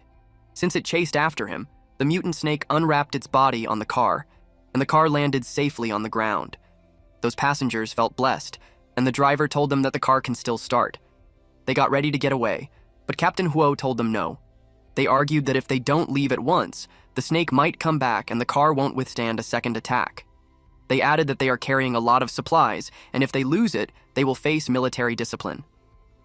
The captain replied that the person delivered the mutated snake for them, and if they left him and escaped, their integrity as a military was at stake. They had nothing to say to that. The military officers agreed. They knew that supplies aren't as important as lives, and if they lose it, they could still find some more. One of them added that even if they are new recruits, they have received professional training for so long so they won't run away from the battle. The driver stepped on the gas. They went after the kid. They were determined to fight head-on if it comes down to that. Meanwhile, at the barn, Fei stepped out. She looked around and walked by the fence until she sensed something. 3 mutant chickens were charging towards her. She remembered what Xiaoling taught her. She grabbed the fence and threw it at those mutant chickens. She caged them using that. In the forest, the mutant snake continued to chase after Xiaoling. Xiaoling called the system to come out and help him. The system told him that even if it wanted to help, the shielding function cannot be used without the item, so he had no way. The mutant snake eventually got ahead of him and blocked his path. It wrapped around him and opened its mouth to eat him. He felt scared. So he decided that it's better that he passed out because it would be less painful. He closed his eyes and remained still as the snake approached him. The loud noises annoyed him. He complained about the chicken clucking so loudly that it was making his eardrums burst. It was those chickens wrapped in a fence. Fei carried them. She jumped high and threw it on the mutant snake. It got hurt, so it untangled its body from Xiaoling. Then it fell. Xiaoling was happy to see Fei. He told her that she came at the right time, but he told her that in the future, she needs to distinguish work and play so that kind of thing won't happen again. The system congratulated him for completing the task, and with that, the food stall has been upgraded. A blinding light appeared. Then it revealed his new stall. He got excited when he saw that it was actually a camper van. He loved its configuration and the decoration. It was high-end. Even the toilet was nice. He celebrated and commented that the system had finally shown some generosity. He was happy that he wouldn't be living outdoors. The system answered that it had always been generous. And since Xiaoling completed the previous employment task, there's a special reward. It was a show-off skill card, which can greatly enhance combat power. It will last for 3 minutes. The armory was also unlocked, and it showed beginner-level weapons. He was excited to check it out. But he saw a kitchen knife, a spatula, and a slotted spoon, which made him confused. He wasn't happy with it, so he sarcastically asked if he's supposed to stir-fry zombies with it. The system told him that it was the weapons of the food stall, that he shouldn't underestimate those kitchen utensils since they not only come with built-in skills, but can also upgrade based on the host's abilities. Those who had used it praised it. That changed his perspective and made him excited to try it. They heard a noise from the bushes. He had a devilish plan with the mutant snake since it ate his mutant chicken. The system told him to stop laughing creepily. He told the system to stop with the nonsense. He asked Fei if she wanted to play a game. He looked at the mutant snake. He got on top of it while instructing her to watch the knife. He chopped off the body of the mutant snake. He butchered it cleanly by separating the tendons and dislocating the bones, too. Then he separated the flesh and bone. Then he told Fei to catch the meat. She jumped high and collected all of it. She stacked it neatly. After using the knife, he could tell that it was really useful. Suddenly, the system published new tasks. His task was to develop more than 3 new snacks using existing ingredients and find customers to taste them and receive 100 5-star likes. This time, there was no time limit for the task, but if there are any negative reviews, all the host's points will be reset to 0. He didn't like that since all his days of hard work will be for nothing. He added that everyone's tastes are different, and even if he were the reincarnation of the Little Master, it would be impossible to satisfy everyone. The system told him that the greater the difficulty, the higher the reward. It told him a secret, which is that apart from the stated rewards, there will be unexpected surprises once he completes the task. Xiaoling didn't fully believe him, though, but he also thought that the fact that there's no time limit was nice. He knew that finding survivors in the apocalypse won't happen in just a day or two, so he might as well take the time to rest. But the system urged him to work diligently and not lazily. Xiaoling argues that the great master named Lu once said that rest is for better work. He turned his attention to the car and commented that it looks nice on the outside, but it made him wonder how it performs. And while subtly glancing at Fei Fei, he stated that his main concern is whether it's durable. If it falls apart like last time, he wouldn't be able to handle it. He called Fei Fei so they could take it out on a spin. The truck sped up. They wondered where the snake went. Joe replied that the direction is correct and there's only one road there. He considered that it slipped into the forest. And then they saw something. Their jaws dropped. They got out of the truck and saw the bones. They inspected it, and since the blood hasn't dried up, it led them to think that it was freshly eaten. They thought they were too late, and the person had already been eaten. Captain Huo disagreed with them, because if it was a human, the thigh bone would be the thickest, but the one they found is even thicker, so it wasn't a human. Joe saw something, so he called the captain. It was the skull of the mutated snake. And they also found bones that belonged to birds. It was all bones, and there was no trace of meat left. They wondered if it was done by other mutated creatures. Just thinking about a creature that would eat such a big mutant snake in such a short time was terrifying. Joe stated that since the bones don't look like they belong to humans, that person couldn't be dead. Captain Ho thought to himself that judging by the scene, there would have been a fierce battle just recently. It's a puzzle to him on how he escaped on his own. He also considered that the deaths of those mutated creatures could be related to him. Meanwhile, the camper van had been driven. Fei Fei looked beautiful inside it. She looked happy too. And of course, Xiaoling looked handsome while driving it. He expressed that he's living the dream of college students. And only if there's a signal, he would have posted it on social media. He asked Fei Fei if she's enjoying it. She opened the sunroof and stuck her head out. She looked happy and free with her arms spread wide. He told her that there's something even better. Suddenly, they saw zombies in front. They looked creepy even under the bright sun. Xiaoling recognized those zombies. It was his old acquaintance. He decided to test the car on them. He stepped on the gas. And he sped off. He hit the zombies in front of them. Naturally, those zombies got angry. They chased after him. He instructed the system to temporarily disable the protection function because he wanted to test the car's explosion resistance. The system obeyed him. Fei Fei enjoyed it even more when he accelerated. He bumped into one of the zombies, and it was thrown in the air. The other zombies tried to scratch the car. It was time for Xiaoling to demonstrate his real skills. He swerved the car and hit several zombies along the way. Fei Fei continuously enjoyed the ride. Nighttime came and the camper van was still on the road. The bathroom was misty. Xiaoling happily took a bath. He hasn't had such a satisfying bath since the apocalypse began, but now he had unlimited hot water, shampoo, and body wash. He loved his upgraded life. A set of eyes appeared behind him. Xiaoling sensed it and opened the shower curtains. He asked who it was. He waited for some movements. When nothing happened, he yelled, "Come out!"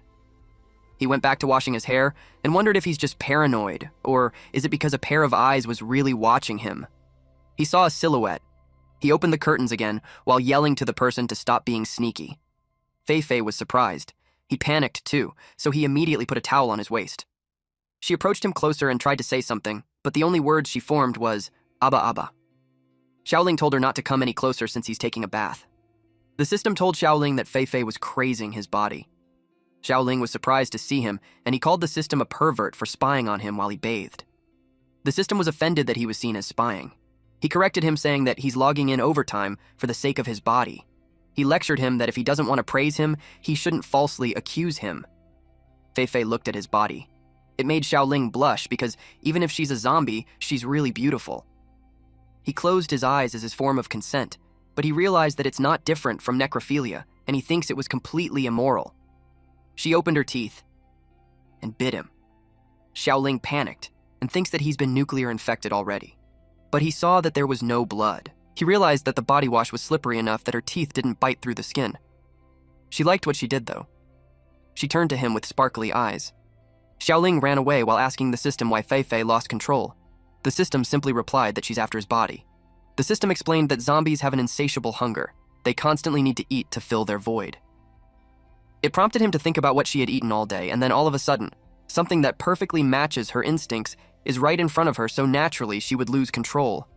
Xiaoling realized he misunderstood, but he blamed the system for not saying that it meant it in a literal sense. Xiaoling yelled at her to stop chasing him and he'll get her some food. A few moments later, our MC served her different dishes, and she happily ate those meat. Xiaoling was relieved that he had the snake meat, otherwise he doesn't know how to feed her. He knew that he just got lucky, but the problem wasn't resolved. she'll be like a ticking time bomb next to him. He imagined that one day if he fell asleep and got eaten, he wouldn't even know about it. He asked the system if there's any way to guarantee his safety. The system replied to make sure to feed her before she gets hungry. That idea didn't help at all. He thought of something. He rummages through his things. He got a rope-like item. The next day, it was dawn. Xiaoling took his clothes and wore it. He looked elegant and stylish with his new clothes. Then he started the camper van's engine and drove off. Meanwhile, we see Fei looking in the mirror to check her new braces. The system was impressed with Xiaoling's idea. It never thought that a dental retainer could be used that way. Xiaoling replied that as long as his intelligence doesn't take a nosedive, there will always be more solutions than problems. He suggested that compared to blowing off the zombie's head, a dental retainer could be the solution in dealing with zombies. The system replied that it's an important discovery and would raise it to the higher-ups. Suddenly, something surprised Xiaoling. There was a car in front of them. He got out of the camper van and checked the car, but there was no one inside. He saw underneath it that there were so many nails. He assumed that someone had deliberately set up a trap to stop the vehicle. A loud noise made the birds fly away from a distance. Xiaoling quickly turned his head to the direction of the gunshot. Fei got agitated. He told her to stay quiet. Judging by the sound, he could tell that all the shots are single shots, and they're coming from the same gun. He used a telescope to check it out. He saw a single person, and she shot the zombies charging at her. She looked really cool holding a big gun like that, and looking seriously. Zombies were shot in the head. He saw that she has good marksmanship, and that she's beautiful too, but he knew she wouldn't be able to hold out much longer. He's aware that the type of gun can only fire 10 bullets at a time, and reloading is time-consuming. It's decent for long-range combat, but once the enemy gets too close, its shortcomings will become obvious. He had forgotten which lifetime it was, but he remembered getting his kidney taken by a zombie because of the exact issue. She fired again. Xiaoling considered helping her. He smacked himself in the head and expressed that lust leads to ruin. He remembered that he was recently tricked by Qin, too. The zombies made loud noises. The woman didn't waver. She pulled the trigger, but she was surprised. The zombie got too close on her. She grabbed the dagger on her back, and she skillfully slashed it.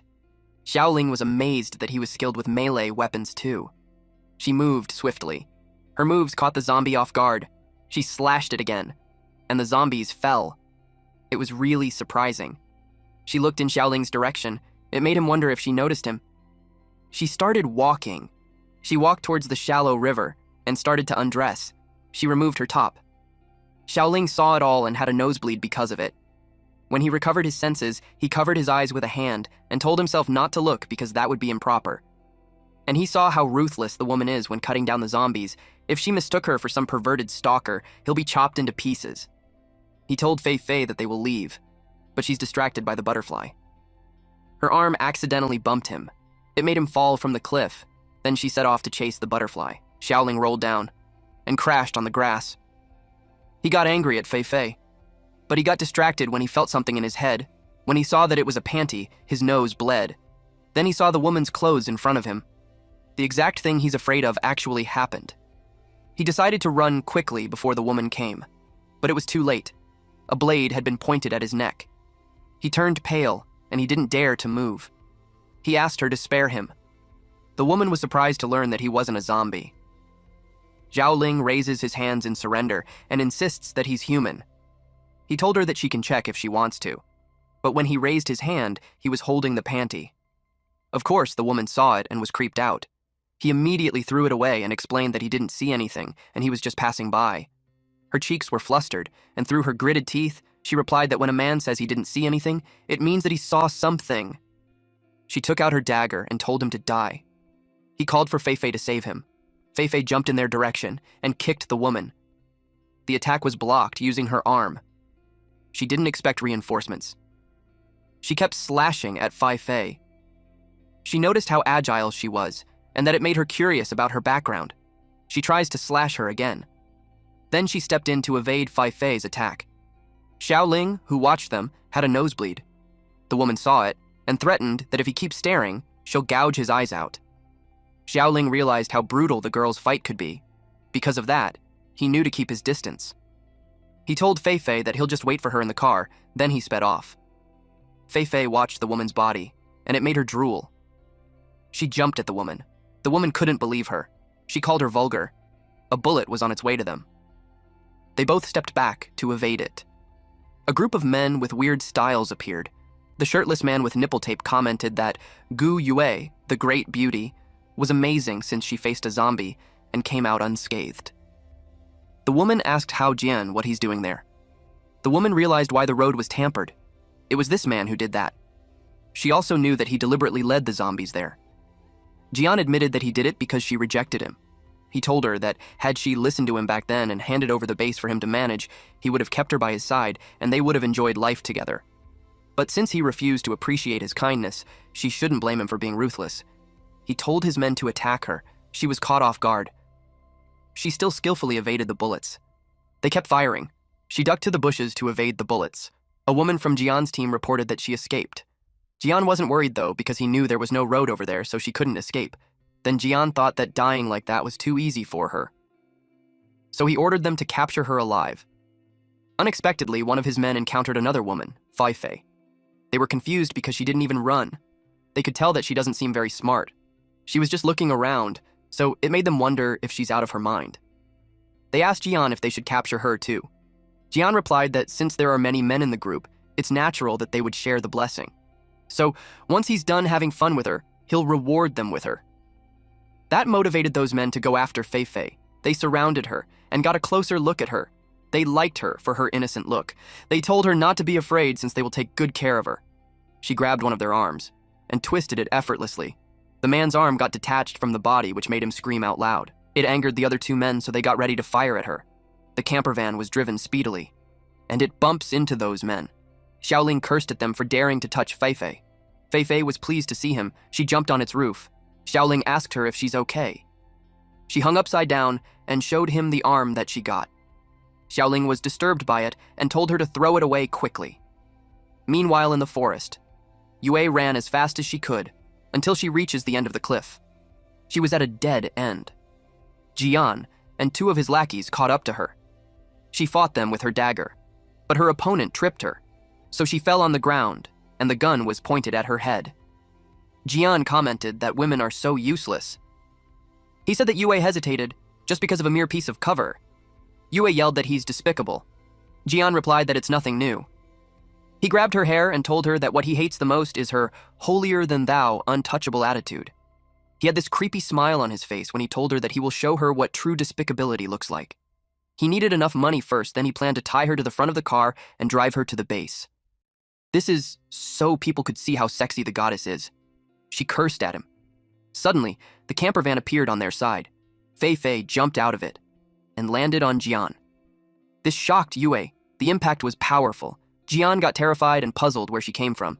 The two women with her were shocked, but the camper van blocked their path to circle around Jian, and it stopped in front of Yue.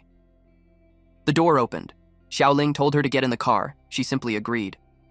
When she stood up, she grabbed a gun and told Jian that she'll give him some fun. And then she fired at him, making sure he'd enjoy that payback. Fei Fei skillfully evades the bullets. Jian wet his pants when his genitals were almost hit. The bullet landed an inch away from it. Yue commented that men are so pathetic for peeing on their pants over something small. Xiaoling told Fei Fei to get inside the car too. She jumped and landed in a good pose near the door. Then the camper van sped off. Jian got angry that they messed with him. He told them to go after them. They shot the camper van, but the bullets bounced back. It hit their car. They were so confused on how that happened. The camper van was back at the highway. While Xiaoling drove, he told Yue that he doesn't have girls' clothes, but the one she changed out of earlier is in the cabinet. Though it's a little torn, but if she doesn't mind, she could wear it. She was okay with it.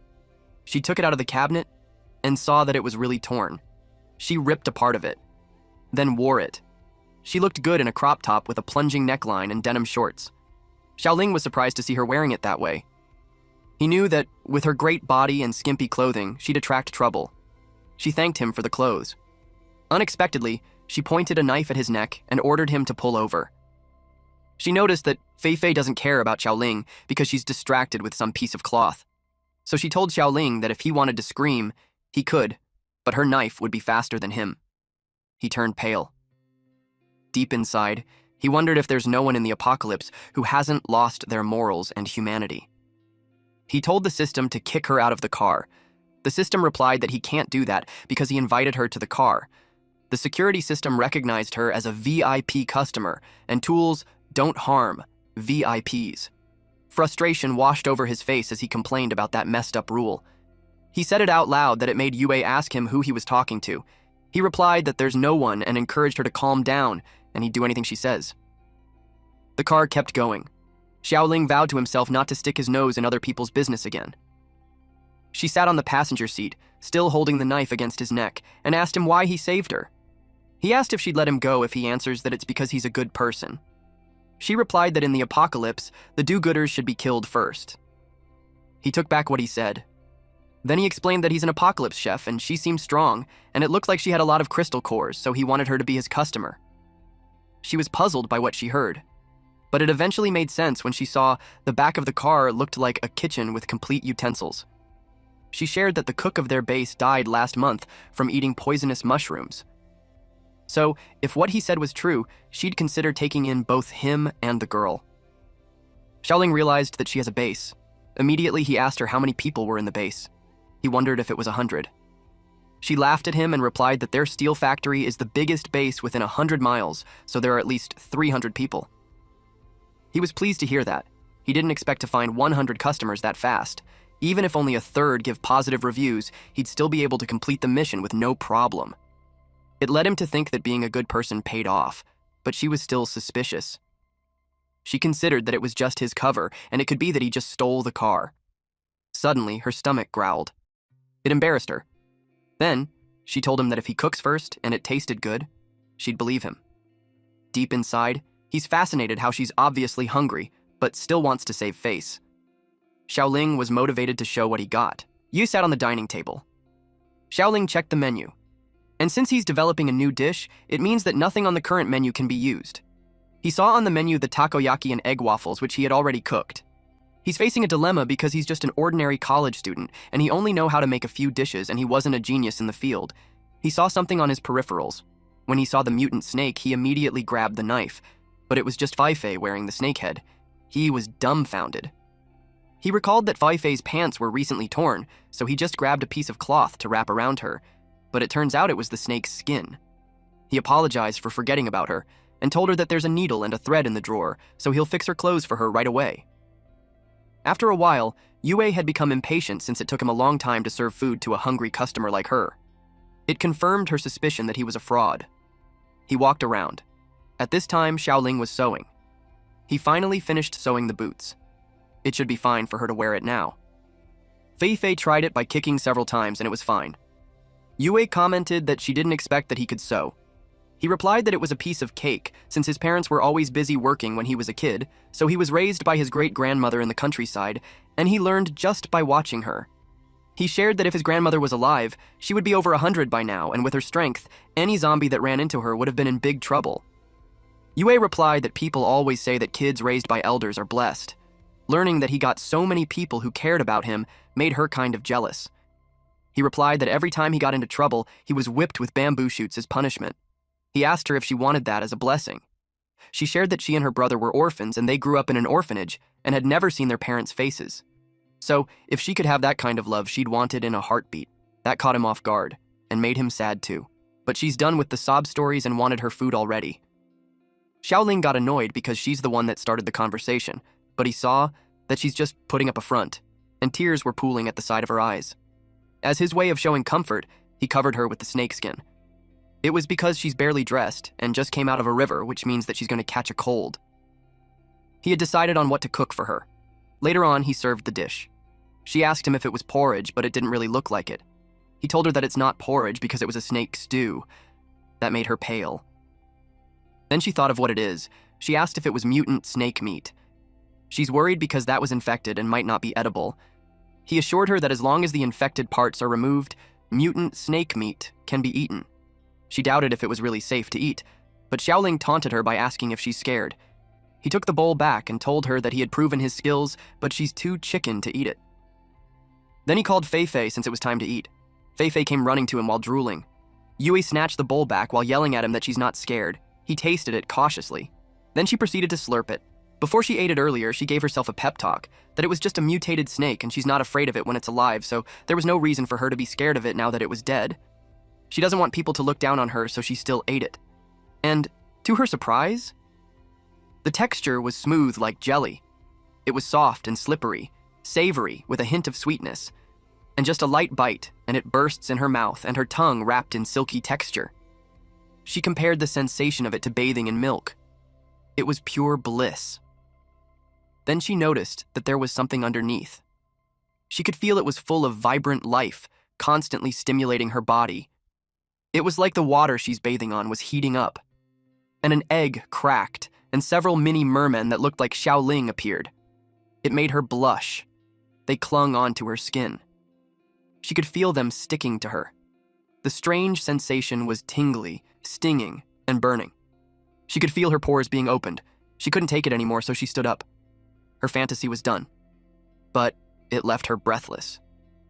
Xiaoling asked her if she feels warmer now.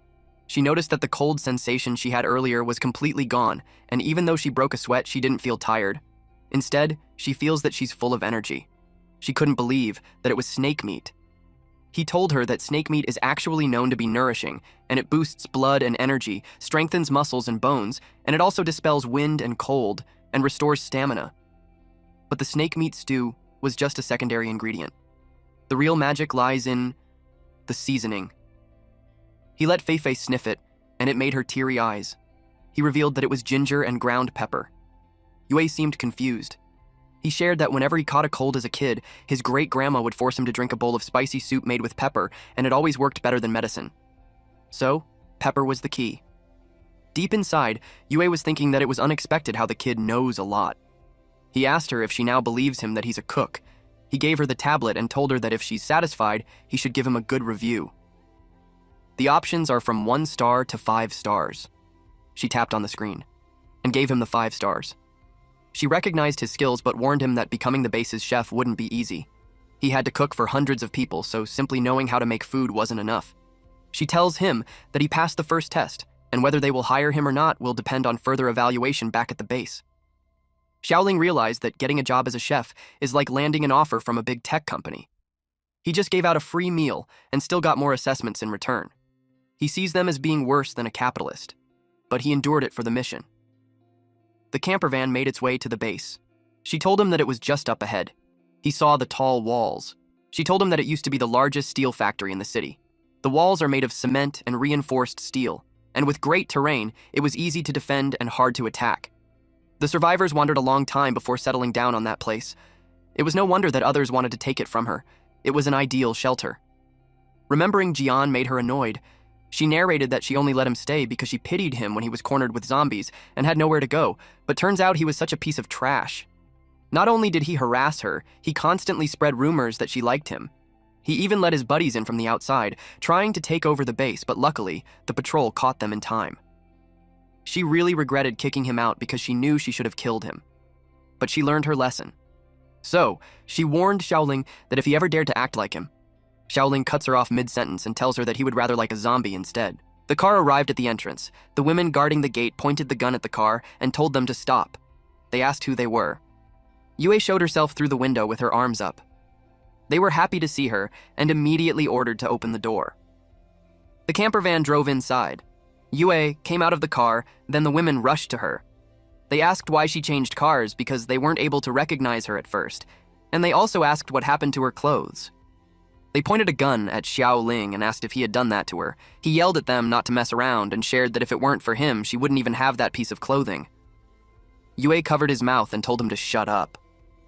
She explained that it wasn't him and that she was ambushed by Jian's group on the way back. Although she managed to shake them off, she couldn't bring the car or supplies. They hated that bastard and stated that if she hadn't saved his life back then, he would have been zombie food already. They called him an ungrateful traitor, and if they ever see him again, they will surely kill him. Then the woman asked who she was with. She introduced them as the new cooks that she recruited.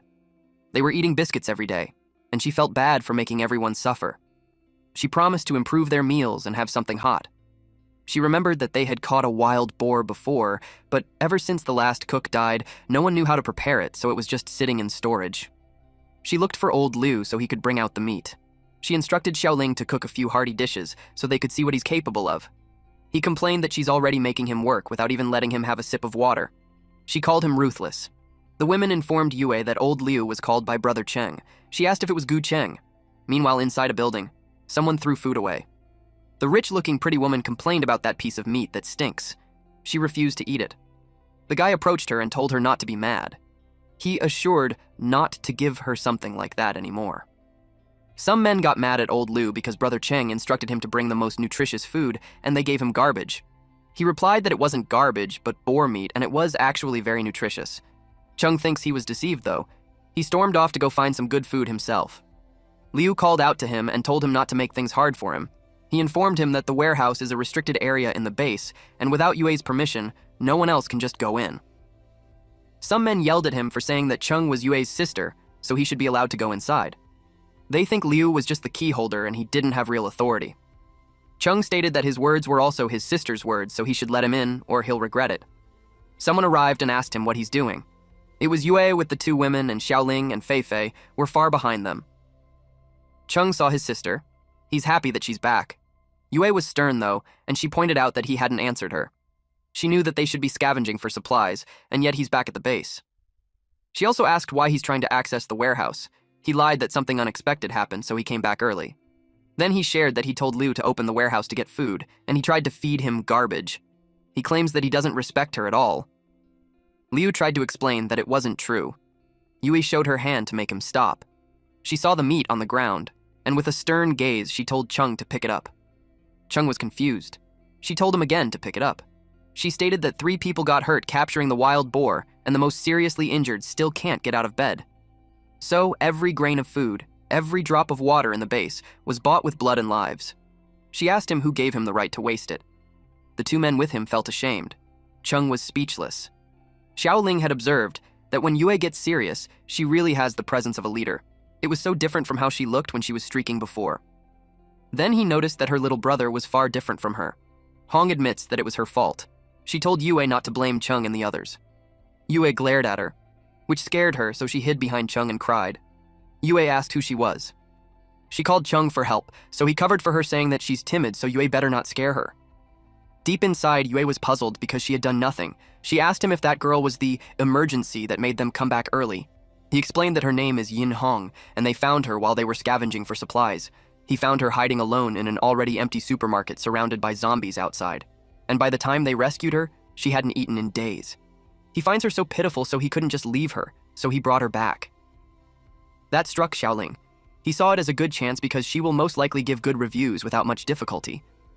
There was a saying that when a person is hungry, sugar tastes like honey, and when they're full, sugar tastes bland. Yue reminded him of the rules of the base. She couldn't believe that he just brought back someone with an unknown background. He argued that Hong is not someone with an unknown background. He shared that her dad was the richest man in the city, and her mom was a famous pianist, so it makes her a real, proper rich girl. He stated he understands that what happened with Jian was traumatizing, but he claimed that Hong was different. He described her as the kindest and purest girl he ever met, and he couldn't just leave her to die. Yue clicked her tongue. The woman with Yue couldn't believe he said that when taking in Jian wasn't even Yue's decision. She said that the bastard fooled everyone with his acting. The short-haired woman added that not because Jian was a bad guy, it doesn't automatically make Hong a good person. They know that being pure and kind isn't something they can wear on their face. The men with Cheng replied that they shouldn't judge a noble soul with a pretty heart. They empathized that Hong was a rich girl stuck in the apocalypse, and it's already miserable enough. They told the women to show some empathy. They replied that just because she's rich, it doesn't mean that she's good. They told him the phrase that the rich are unkind. They pointed out that the guys must have been blinded by her looks and they weren't listening to Yue anymore. Xiaoling was confused as to why they're yelling, but nevertheless, he was fine with it because the more they fight, the hungrier they get, and that just brings them closer to completing the task. He cheered for them to keep arguing. Cheng got annoyed with them. He brought up that he doesn't recognize those two. Yue explained that they were chefs that she recruited from the outside. He argues that they won't let him keep Hong, and yet she also brought a random person back. He called her a hypocrite. He also pointed out how they don't look like chefs, which led him to think that they are liars like Jian. He wanted to throw them out. His men approached Xiaoling, but Feifei punched them. When they were on the ground, lying face down, she twisted their arms. Xiaoling told her to let them go. He couldn't believe that she would treat the customers so violently. He whispered to her that if she's going to hit them, she should hit their legs because they might not be able to eat if their hands got broken.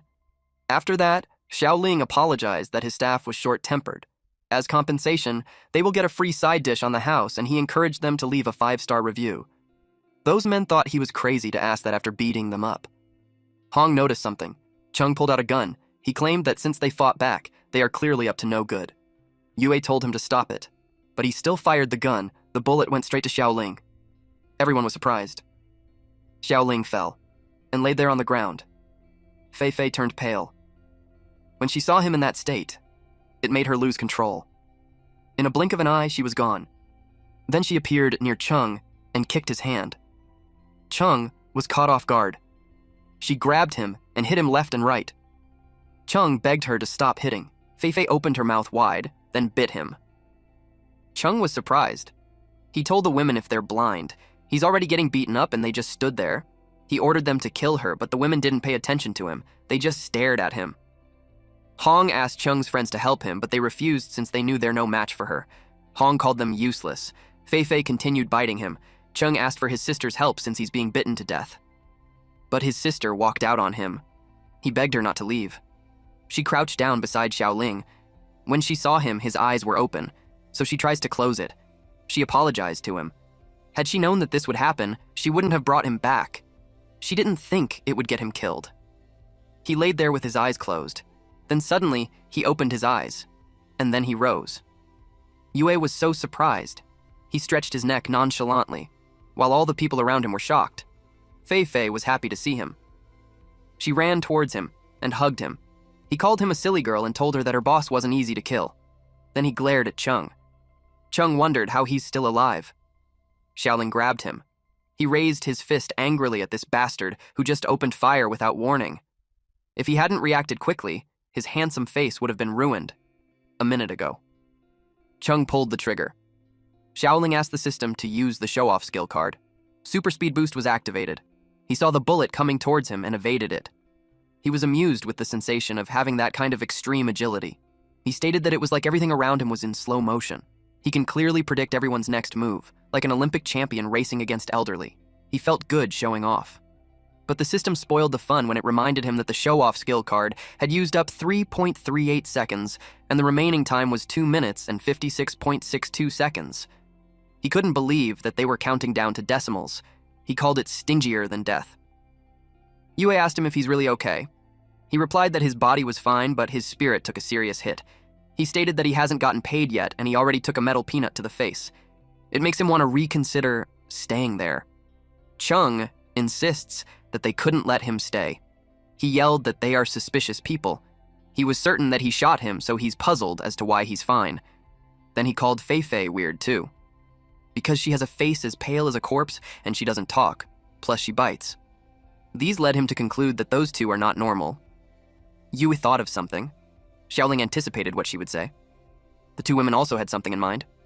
Xiaoling was worried that they found out the truth about Fei Fei. Yue and the two women thought he was a psychic. And there's him worrying that they knew she was a zombie. When he heard them, he was bamboozled. The blue-haired woman approached him because she wanted to confirm if he's an ability user. She asked how he managed to take a neutron shell head-on without a scratch. They were glad that their base now has an ability user. Yue expressed that she would have never guessed. She admits that he hid it well. Yue thought that he'd be exposed. It was a good thing that they were all fixated on those so-called geniuses. They asked him what his power was, fire, water, or metal. Yue stepped in and told him that if he doesn't want to say it, it's fine. They have plenty of time and they will find out sooner or later. Hong watched them carefully, though.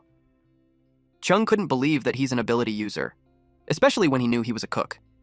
He had never seen an ability user working as a chef. Xiaoling replied that becoming the chosen one is his destiny, but he was born loving to cook. Chung couldn't believe how annoying he was. One of his lackeys commented that he suspected it because there's no woman who could fight well. So, counting Chung, their base now has 3 ability users. Xiaoling asked Chung if he's an ability user too. He teased him, asking what kind of power gets him beaten up by Fei Fei like that. Chung yelled that it's not his business. Yue explained that Chung was an ability user, but he hasn't awakened yet. That confused Xiaoling. She explained that before awakening, ability users show all sorts of signs like high fever, hallucinations, strange markings on the body, and such people are called seeds. Chung assured Hong that he'll awaken soon since his fevers keep coming more often. He vowed that when he awakens, he won't let Xiaoling keep getting cocky. Hong replied that she believes that he's the strongest. Fei disagrees by growling and showing her teeth. Chung turned pale and yelled at her to stay back. Yue stood in between them and declared they should stop. She told Hong that she can stay in the base, but the base encourages fairness. Nobody eats unless they work. She added that whatever is in the warehouse is common property. Private withdrawals were not allowed. Anyone who breaks the rules will get kicked out. Hong replied that she understands. Chung once again defended her, saying that it was him who needed supplies and it had nothing to do with Hong. He told his sister to quit picking on her. Yue simply glared at him. It made him feel dizzy. Then Yue instructed Liu to check the storeroom for ingredients and pick some fresh veggies. She planned to have an extra meal to welcome the newcomer. She pats Xiaoling's shoulder and tells him to do well and not embarrass her. Deep inside, he was thinking that it wasn't much of a welcome when he's the one going to cook. Chung thought of something. He volunteered to prepare the food to compensate for bothering old Liu. Meanwhile, in the dining area, the people are gossiping about the new cook being an ability user too. Ability users are usually worshipped, so it's a puzzle why one would cook for them. An old lady simply thinks that it's because the man was good. One of them expressed that since the last cook died, they had been eating crackers and he's sick of it. They were excited to eat a meal made by an ability user. In the kitchen. They checked the ingredients, and there were only rotten leaves, spoiled eggs, and sprouting potatoes. Xiaoling looked disappointed and asked Yue if she wanted 8 dishes and 3 soups with that. Yue asked Cheng what was going on. Cheng simply replied that it was because 2 days of rain flooded the fields. The warehouse only had rice and flour, and the eggs were already hard to find. His lackeys added that the kitchen was out of seasonings. They stated that Yue went out to get salt but came back empty-handed. Chung stated that the simpler the ingredients, the tougher the culinary test. He sarcastically said that Xiaoling can turn rot into wonder and make people's mouths water. Xiaoling simply thanked him for his encouragement. But deep inside, he knew that he was setting him up to fall. But joke's on him since he got the system. He can get any ingredient he wants. The system appeared and told him that the space system can only be used inside the cart. Nothing may be taken out. He didn't know that there was a rule like that. Chung's friends comforted him, saying that they had hidden all the base's food, so they're looking forward to what he'll make with that garbage. The other friend hyped up everyone's expectations, so if he can't serve decent food, he and Yue will lose face. Chung complimented them for that. Hong thinks it's too much because Yue was his sister. Chung's friends couldn't believe her since they ganged up on her and now she's worrying about them. They think she's too kind. Chung replied that those two are bad news, and kicking them out is the best for the base. He claimed that one ability user was enough and he won't let anyone threaten his position. The people started to grow impatient. They started asking why it wasn't ready yet and how much longer they would wait. They were already starving. The 2 women went to Yue and asked what they should do since everyone's getting impatient. Xiaoling stated that all eggs are rotten and the veggies are spoiled. Only the rice was still usable, so if it comes to worst, he can only make porridge. Chung heard that. Then he announced to everyone that they will only have plain kanji. Everyone was shocked. They grew resentful because they were promised 8 dishes, 3 soups, and meat. They complained that the old cook never did that. If they knew it was kanji, they would have just eaten instant noodles.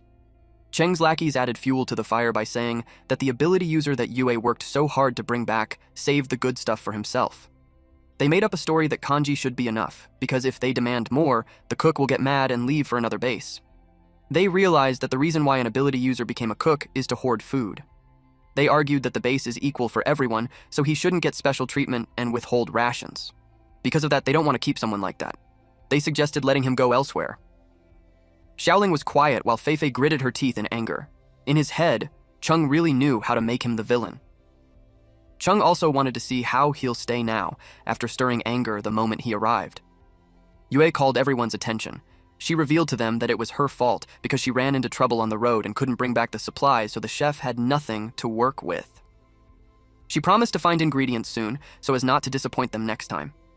The old woman approached her and replied that they couldn't blame her since scavenging was never easy.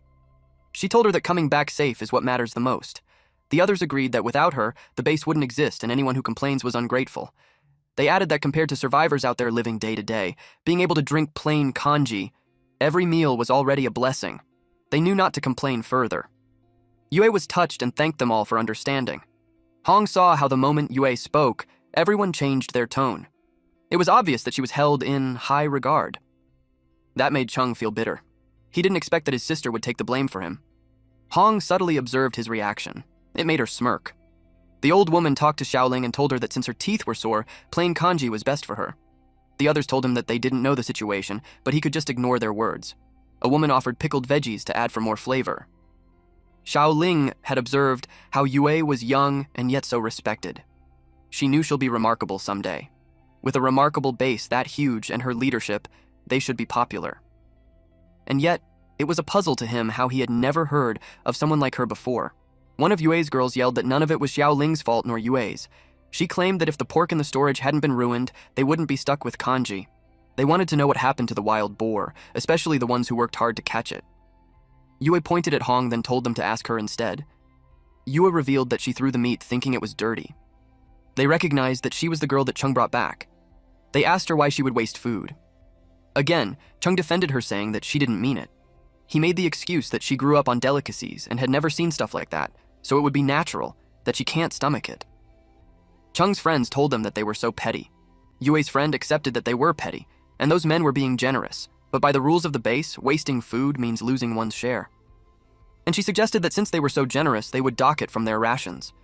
Hong acted pitiful and apologized. She stated that she didn't waste it on purpose, and that she just didn't want to endanger people. Yue asked her what she meant.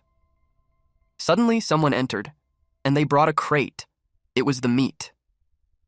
Yue was confused because Chung said that the meat was thrown out. He whispered to Hong and asked what was going on. Yue's friend stated that someone was trying to keep all of it. They described Hong as someone acting like a lady in public, and yet sneaks around in private. In short, she's two-faced. Chung told them to stop spouting nonsense. He yelled that those people felt bad about the meat and now they're giving it back. Hong yelled that the meat was infected with a virus. Everyone was shocked. She explained that the meat turned black and had a weird odor.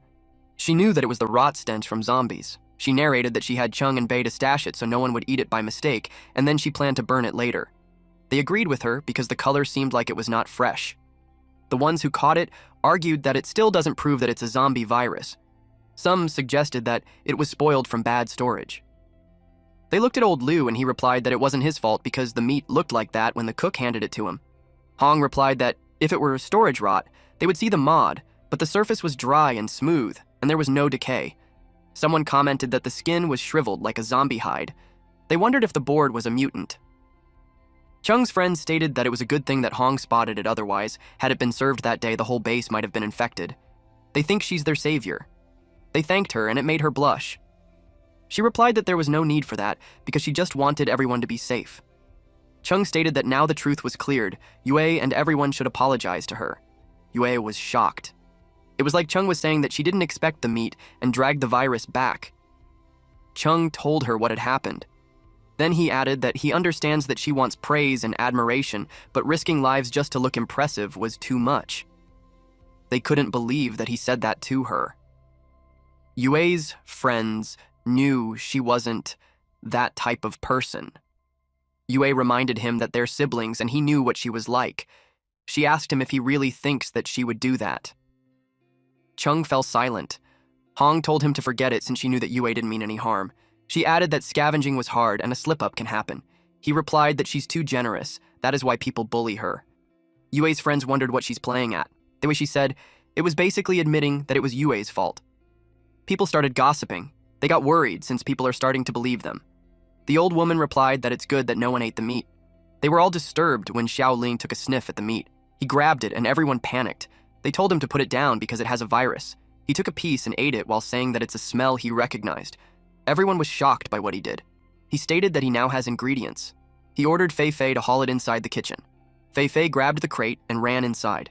He was already cooking inside, and the timing was perfect because the rice was already steaming. He grabbed his knife and cut the meat. He placed it on top of the rice. Chung asked him what he's doing. He could serve the virus to everyone and it would be bad news. They claimed that he's trying to kill them. The people took a peek inside the kitchen and expressed that they don't want to turn into a zombie. He asked them who says mutant meat can't be eaten. He explained that if handled correctly and the infected parts were cut off, it's not only edible but also delicious, and he revealed that it wasn't a mutant boar at all. Everyone was shocked. Yue asked him if he's sure. He confidently replied yes. Hong told him that if he just wanted Yue to defend him, he shouldn't risk their lives. Chung's friends yelled at the people to not listen to him. They questioned him as to why it was black and smelly if it wasn't a mutant. Xiaoling replied that it seemed like they were ignorant. He told them that it was air-dried cured pork. Then he guessed that the previous cook was from the south. Yue asked him how he knew. Yue's friend replied that the cook had a thick southern accent. One of the people shared that the cook told him that he was from Guishan and he went to their place to get hired. Xiaoling explained that the style of cured meat is unique to Guishan in the humid south. Because the air was damp and food spoils easily, locals cut big chunks, rub them with salt, soy sauce, and sugar. Then, they hang it in the shade to air dry. The rind shrivels and blackens to keep the moisture in, so it won't rot for months. He added that the foul smell was a protective film from drying. It could smell foul now, but once heated, it released an amazing flavor on its own. Xiaoling explained that since the meat has already been marinated, the cooking method was very simple. They just need to use the steam from the rice to cook it, letting the fat and the flavor from the meat seep into the rice. Then he sprinkled chopped green onions before serving. Ta-da! He served clay pot rice in an iron pot. They were all shocked to see that. Now the meat was pink and it was tempting. The smell was amazing too. Chung told them not to listen to him. He told them that the old chef was dead and no one can prove that the meat was cured. Hong was about to cry as she stated to Yue that they had forgiven her, and yet she's still making the chef make up lies and increasing her sin. Xiaoling told them that whether it's cured meat or virus-infected meat, they would only know after they took a bite. He shoved the meat in Hong's mouth. Chung was shocked and worried. Hong covered her face. Everyone was surprised. She tried to spit it out. Xiao Ling told her not to waste food, so Fei Fei rushed towards her and held her mouth shut. Fei Fei assisted her to chew it, and the delicious taste hits her. Her eyes widened, because the meat was firm and she could feel every fiber. The salt scrapes the flesh in her mouth, which gives a thrill to her. Then, the soft, glutinous rice was soaked in meat juice, gushing like a lubricant, rubbing and clashing inside the mouth. She described it as running through a primeval forest. Her experience felt so wild. She fell on her knees and was out of breath. Chung asked if she was okay. Chung's friends asked her if it was awful. She admitted to herself that the meat was sinfully delicious. Xiaoling looked smug. Aside from her face being a little red, she seemed fine. Some people even noticed that she looked healthier than before. They knew that it's now how it would be if it was infected. The old woman once again approached Yue and admitted that she was foolish. She nearly believed something was wrong with the meat. She asked that Yue doesn't take it to heart. She told her not to say that, because the misunderstanding has been cleared. The people again changed their attitude. One person expressed that she knew Yue won't bring back something bad. The other guy shared that his brother got hurt trying to catch the boar, and if it really has virus, his brother would have shown symptoms already. Xiaoling told them that since everything has been settled, they should eat, and if they enjoyed it, he told them to give a 5-star review. Everyone grabbed their plates. The man who took a bite first had an intense reaction. He claimed that it was so good. Just one bite and the meaty aroma explodes. He claimed that it was a feast for the taste buds. The others ate too and commented that the rice was both fragrant and sticky and perfectly soaked in meat juices. It was so delicious that they were so satisfied with every bite. Some even shed happy tears because they were now able to eat meat.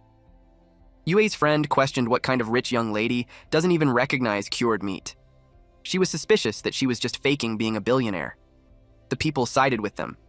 They commented that Hong and the others were so ignorant of themselves. They didn't like that young people spoke without thinking, and if it weren't for the chef, Yue would have been falsely accused. Yue's friend brought up that they should apologize. The people agreed. Chung and his friends were put on the spot. Hong saw their stern gazes. It made her teary-eyed. She yelled that they were too much, then she walked out. Chung called out to her. Then he claimed that Xiaoling tampered with the meat. Xiaoling replied that he's a cook, not a scapegoat. Chung challenged him to a one-on-one fight, and he didn't want anyone to help, especially Fei Fei. Xiaoling knew that he was just scared of Fei Fei, so he picked an easy target. He was really a coward.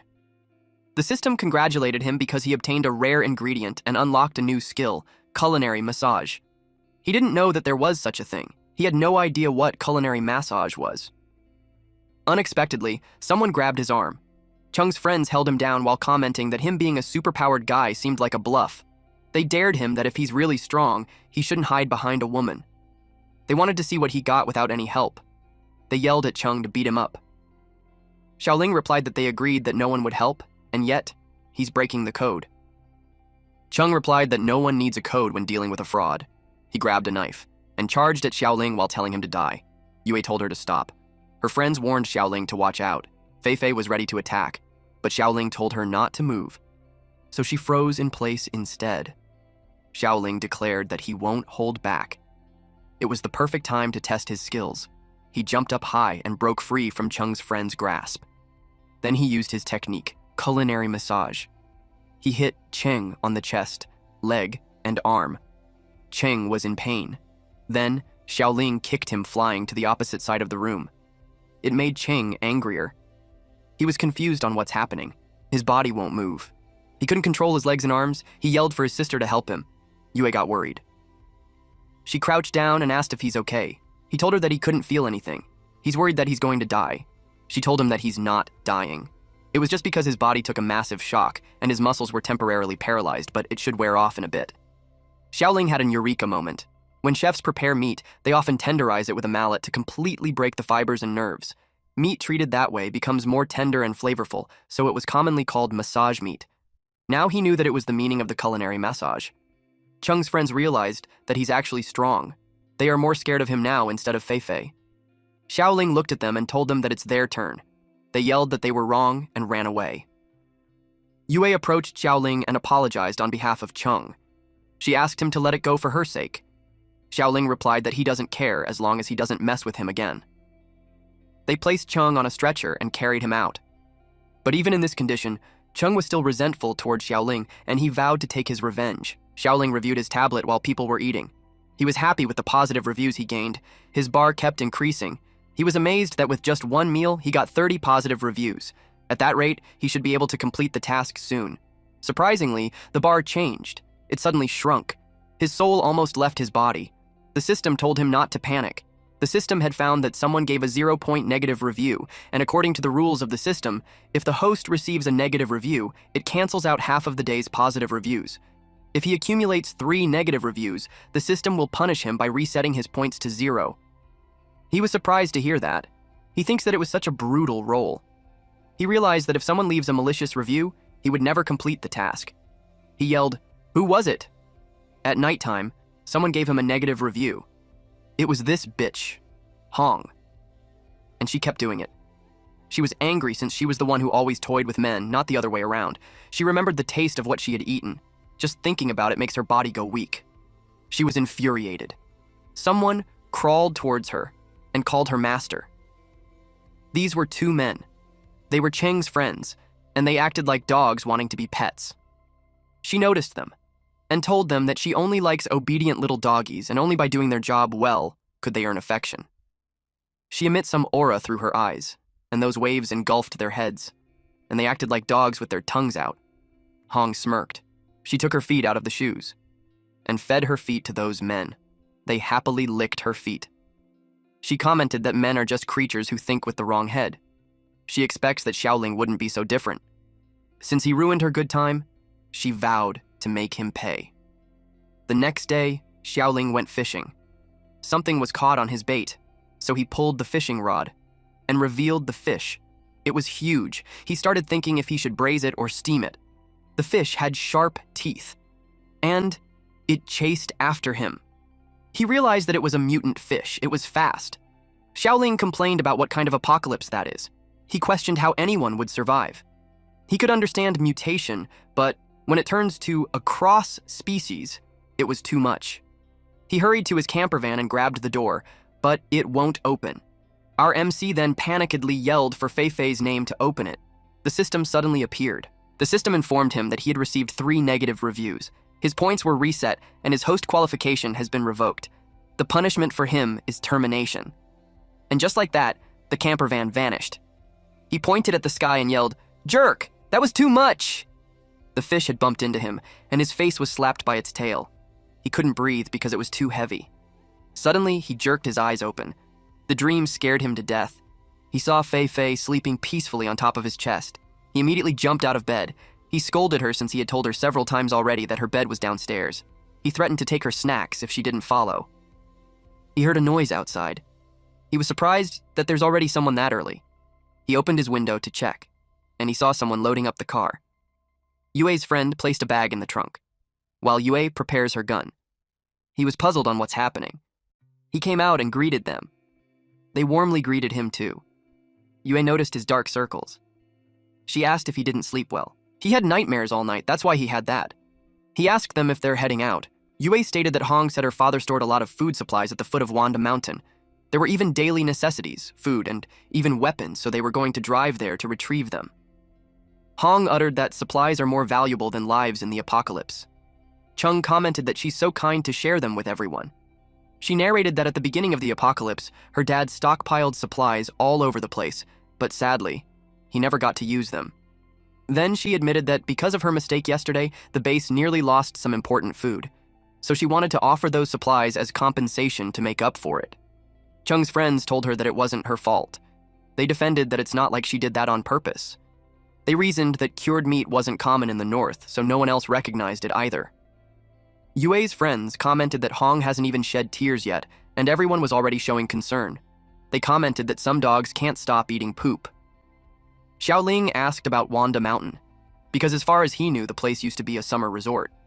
They opened a bunch of convenience stores for tourists, so survivors must have searched it more than once, and if there were supplies, they would be long gone. Chung's friends asked him what he's implying. They questioned him if he doesn't trust Hong. Chung got angry and questioned him on what Hong did for him to bully her like that. Xiaoling saw how energetic he was, so he commented that it seemed like he was recovering just fine. He offered to help him stretch some more. Chung cursed at him. Hong approached Xiaoling and told him that he misunderstood her, and if he's worried, he could go with them. He thought about it. He asked Yue if she really trusts her. Yue replied that the cured meat won't last long, and people in the base were already showing sodium deficiency. Without seasoning, adults might manage, but the elderly and kids won't hold up. So whether she's lying or not, if there's a chance, she would have to try. Xiaoling was taken aback with her answer. In his head, he called her foolish. He told her that since it wasn't mealtime yet, he'll go with her. Hong was happy. She said that if there's a lot of stuff there, they wouldn't be able to carry it all, so if he goes with them, he can help them pick the right ingredients. She thinks he's an idiot that was easily tricked. Yue's friends wanted to come too, since it would be a full moon. The zombies were more active, so the more people, the safer. She told them that there's no need because she'll be back before dark. She reminded them to lock the doors tight and not to let anyone in before they return. They wanted to insist, but Xiaoling assured them. He told them that they should stay and take care of the grandma and everyone else and leave Yue's safety to him. Both the girls stated that they could rest easy since Xiaoling was there. Yue told him to stop bragging. She reminded him that he was begging for mercy from her not too long ago. He replied that he had no choice since if he looked up at that moment, he would have seen something that he shouldn't have. The girls got curious and asked what it was that he would have seen. Yue panicked when he was about to answer, so she grabbed his mouth to keep it shut and told him not to say it. The girls were intrigued with their secret. Yue almost strangled him to death. Hong watched them, and in her head, she'd like to see how long they can keep laughing. After that, they left the base. Zombies surrounded the area. Xiaoling knew that zombies follow a cyclical pattern. They get especially agitated during a full moon. That day was the 15th, so as expected, there were a lot more zombies around. But he also noticed that Fei wasn't affected at all. She pointed at something. When he turned his head on the road, he was surprised. He immediately stepped on the brakes. Yue asked him why he suddenly stopped. They couldn't cross. The road has collapsed from the rain. They would have to stop the car there. Hong told them that they weren't far from the destination. She expected that a 30-minute walk would get them there. Yue ordered them to bring their weapons and reminded them not to make a sound and be careful with the zombies. They started walking through the forest. Hong was unfazed, while the others remained vigilant. A bee flew, and it landed on Hong's cheek, which led her to scream out loud. Yue shushed her because she'll attract the zombies. She yelled that something bit her. Yue simply swats the bee away. The bee fell on the ground. She asked her what's there to be scared of, but everyone else turned pale upon seeing her swatted away. Hong apologized and reasoned that she was really scared. Chung told Yue not to be mad at Hong because there's no girl who would be afraid of bugs. She replied that she's a girl too, and yet she's not scared. Chung's friends replied that she's different. They told her that she's tougher than most guys, so of course she won't be scared. Chung shared that his sister has always been a tomboy. She grew up with buzz cuts, shorts, to the point that everyone thought she was a boy. He narrated that there was a time she went to the girls' bathroom and scared all the girls into crying. Yue felt embarrassed. Suddenly, Chung and Hong covered their faces. They asked what it was. Xiaoling suddenly sprayed insect repellent at them. He knew there would be a lot of bugs in the mountain during that time of the year, so he brought a bottle. He added that the spray works great. Not only it repels bugs, but also fights bad breaths. He suggested to Chung's friends that they should spray more of it. They hurriedly ran away from him. That interaction made Yue laugh.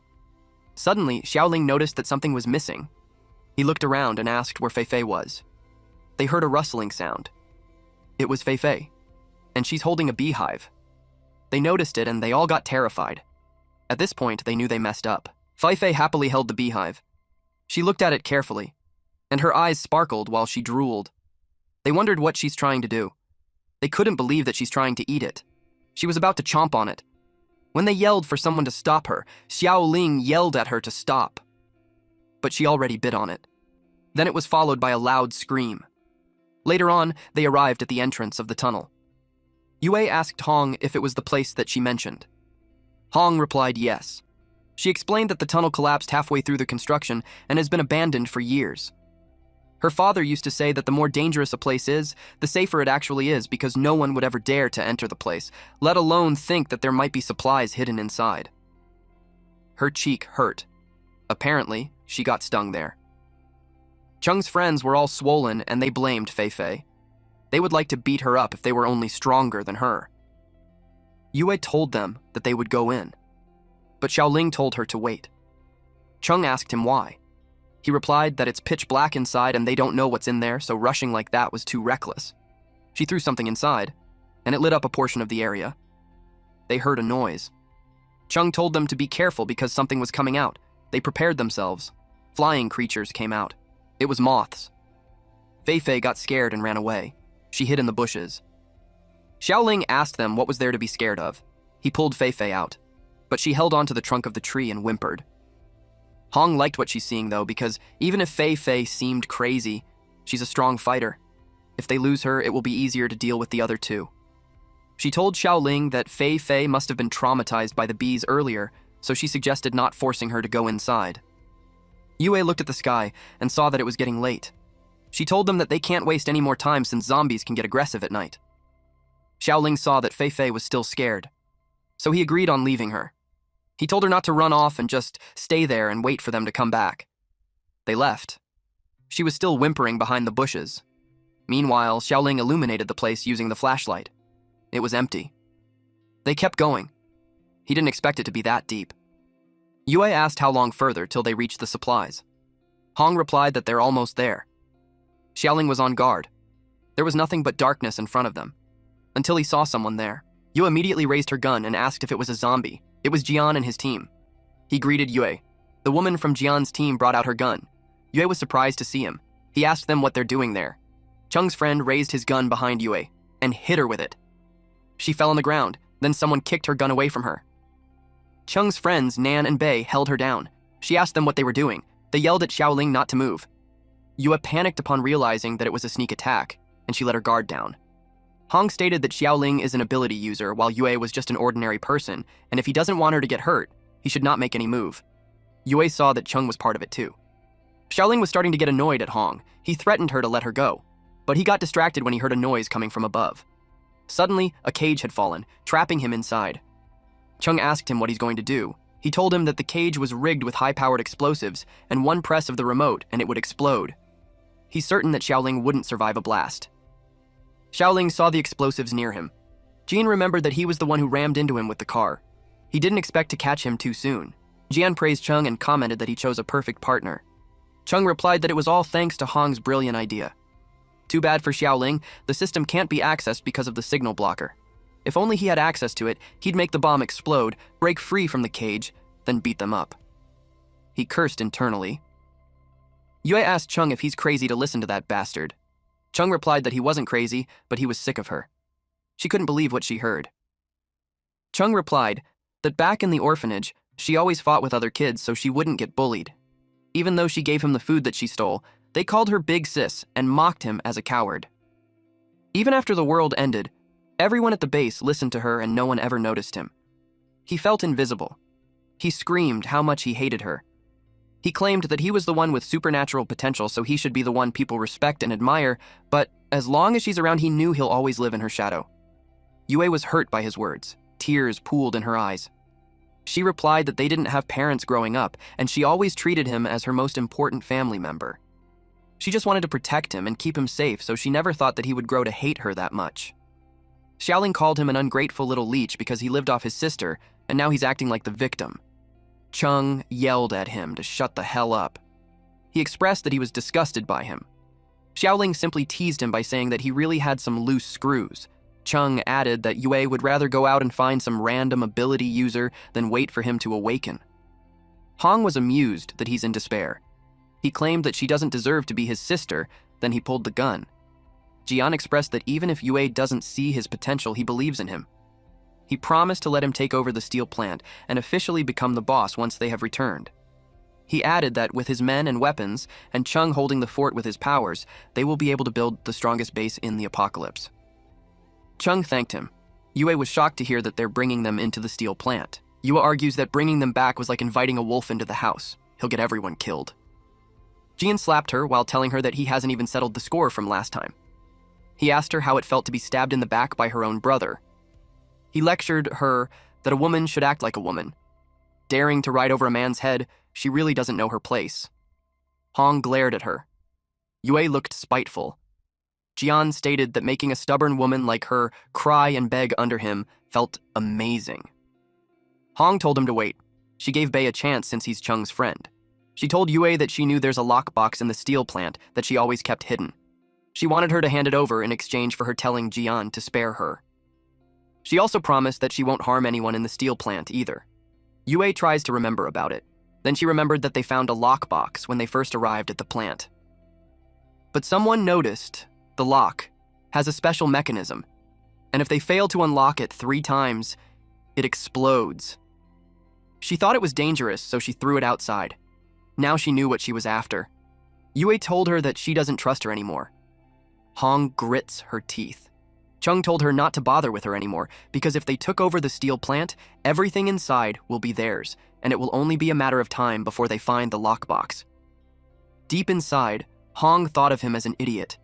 She already searched the plant thoroughly, and if it was there was no need for her to trick Yue. Yue, despite being tricked by Hong, still gave her advice. She told her that in the apocalypse, women like her who cling to men like parasitic vines, once discarded, end up miserable.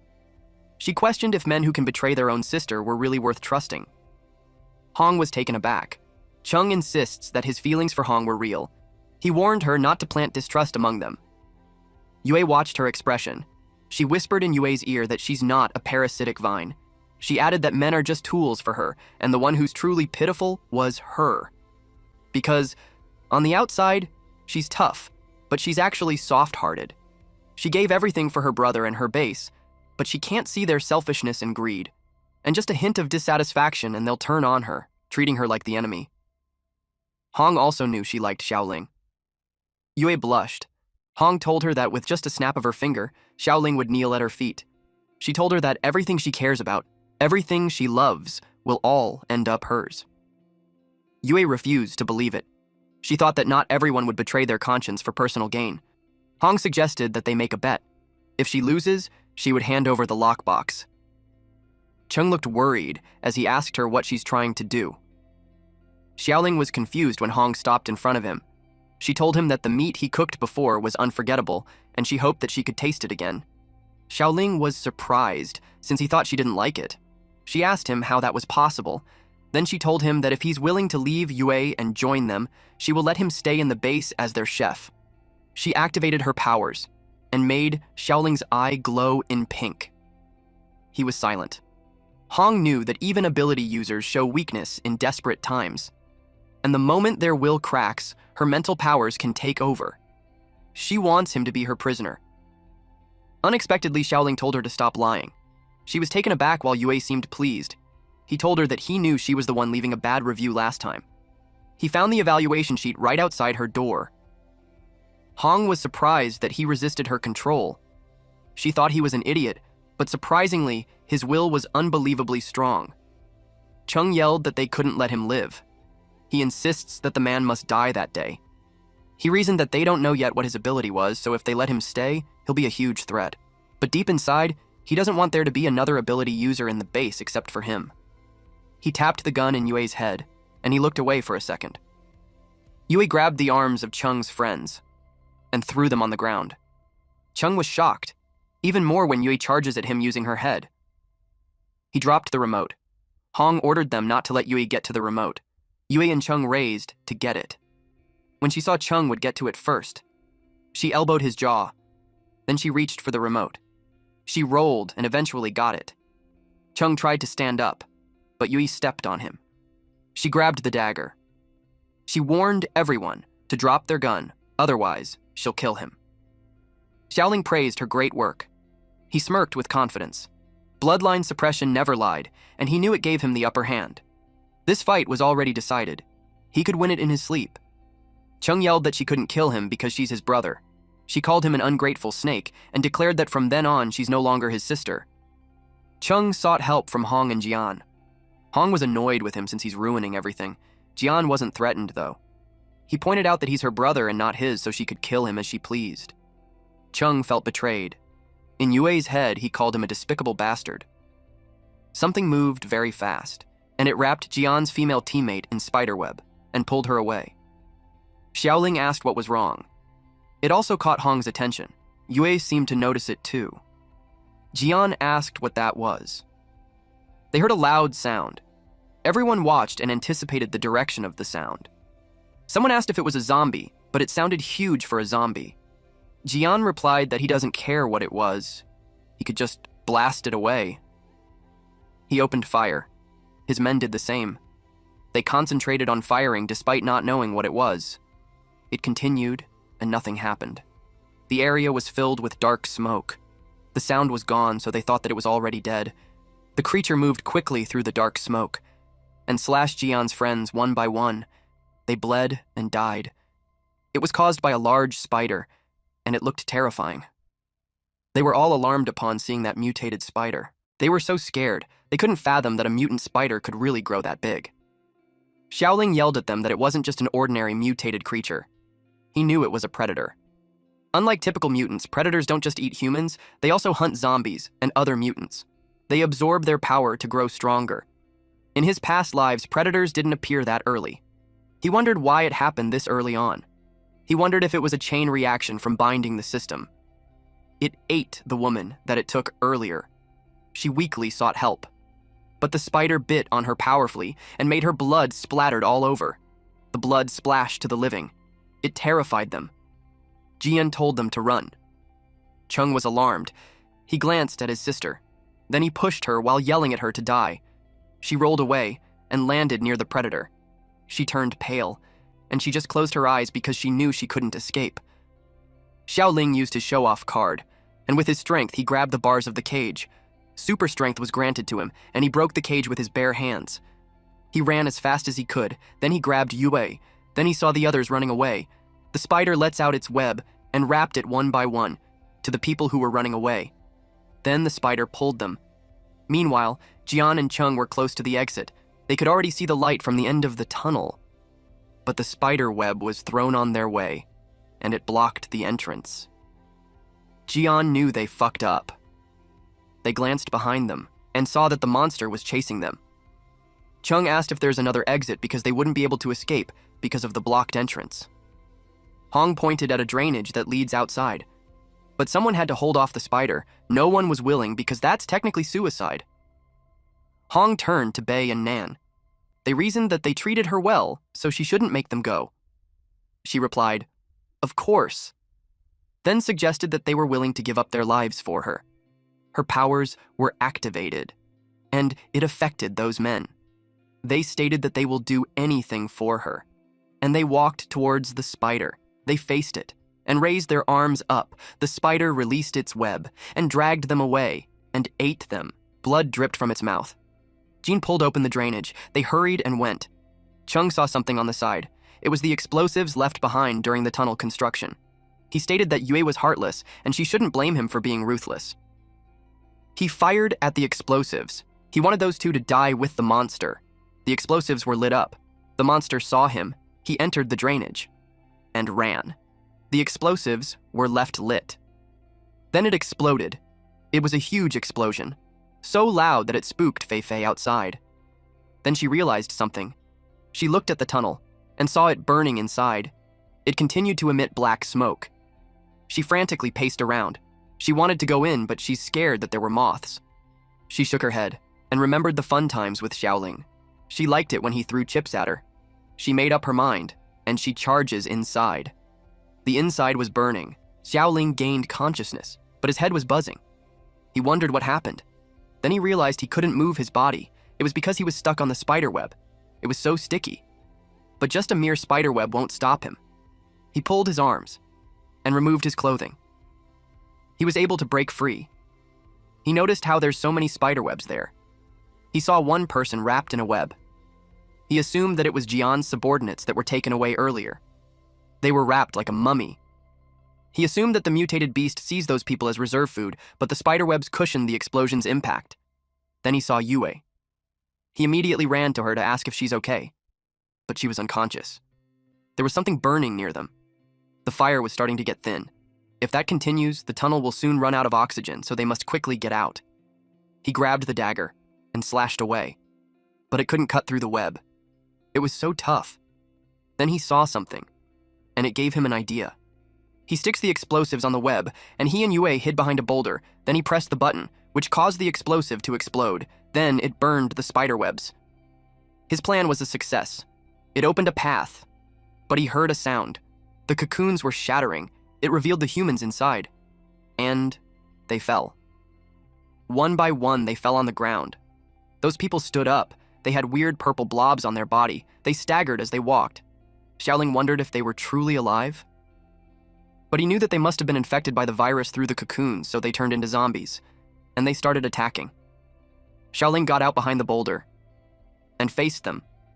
He broke their arms and twisted their legs. He turned them into a ball. He was all done. But the zombies' foot and fingers reached the ground, and they started rolling the shit out of them. It was funny how it mutated into an abnormal type and chased Xiaoling. Eventually, it was able to untangle its arms and legs, and it crawled upside down towards him. He grabbed Yue and ran as fast as he could. He realized that they don't have nerves, so culinary massage was useless to them. The tunnel started to crumble. After 2 explosions, it won't hold up anymore. And there were zombies behind them. He wished Fei was there. He could imagine her dealing with those zombies. He decided to deal with those zombies first and find a way out. He put Yue on the side. Then he retrieved some items in his storage space. He took a gallon of oil. The zombie came after them. He splashed the oil on the zombie, and it slipped and rolled towards the wall. Those zombies ended up on top of each other. Then Xiaoling kicked the crumbling ceiling, and the debris started falling, and it buried those zombies. He commented that he even prepared their graves, which makes him a really good person. But to his surprise, it was collapsing really fast. A silhouette appeared, and Fei landed on top of him. Fei shook the dust off. Xiaoling was alarmed since he didn't know who ambushed him, but it was just Fei. It was already dusk. They rode the camper van. The moon was already out. Once that full moon was up, the danger level would increase. Xiaoling knew they had to get off the mountain fast. He wondered if Cheng's crew had made it back to the steel factory. Yue groaned. Xiaoling touched her forehead. It was hot. He stopped the camper van. He knew that a fever was the first sign of turning. He wondered if she got infected like the others. He noticed something on her back. He inspected it and saw that it was a zombie bite mark, but it didn't look fresh. He had a thought. Eventually, it had turned dark. Yue's friends were getting worried since they weren't back yet. They hoped that nothing had happened. The short-haired girl believed that with Xiaoling around, they wouldn't be scared of a few zombies. They eventually saw the car. It stopped at the entrance. Cheng waved at them. They wondered why there was only a single car. They asked where Xiaoling and Fei were. Cheng replied that they ran into a mutated creature on the road and they went off the mountain with the car. He told them that his sister was badly hurt, so they had to let them in. They immediately opened the gate when they heard that. But then they remembered that Yue told them not to enter the gate unless they saw her with their own eyes. They told Cheng that they wanted to see her. Hong and him looked at each other. Chung asked if they don't trust him. Hong added that Yue lost so much blood and had fainted, and any more delay will endanger her life. The blue-haired woman took her gun and replied that if Yue was really in the car, there was no reason for them not to see her. They were acting suspicious. The short-haired woman told the blue-haired woman to stay there while she goes to get more people. Jian peeked on the sunroof and insisted that they open the gate. They saw him and they immediately knew to hit the alarm, but Jian took out his cannon and fired at them. The woman was almost at the alarm, but the explosion happened first. They were blasted away. Then the people on the ground crawled in towards the entrance. They placed the explosives and lit it. It caused another explosion, and the entrance was blown open. They rejoiced because they had already claimed the steel factory. Yui's friends were down on the ground. Chung looked at them in horror. Jean asked him what he's staring at. He pointed out that he doesn't seem very happy. Hong replied that it was nonsense. She explained that Chung was just surprised at how things went smoothly and was overjoyed for a moment. Jian told him to go in and claim the prize. He started the car and drove in. Meanwhile, the zombies started moving towards the steel factory. The citizens asked who they were. They grabbed the women, and they gathered everyone at the center. Jian asked if everyone's there. His subordinate replied that no one was missing. The citizens got mad at Chung for selling them out.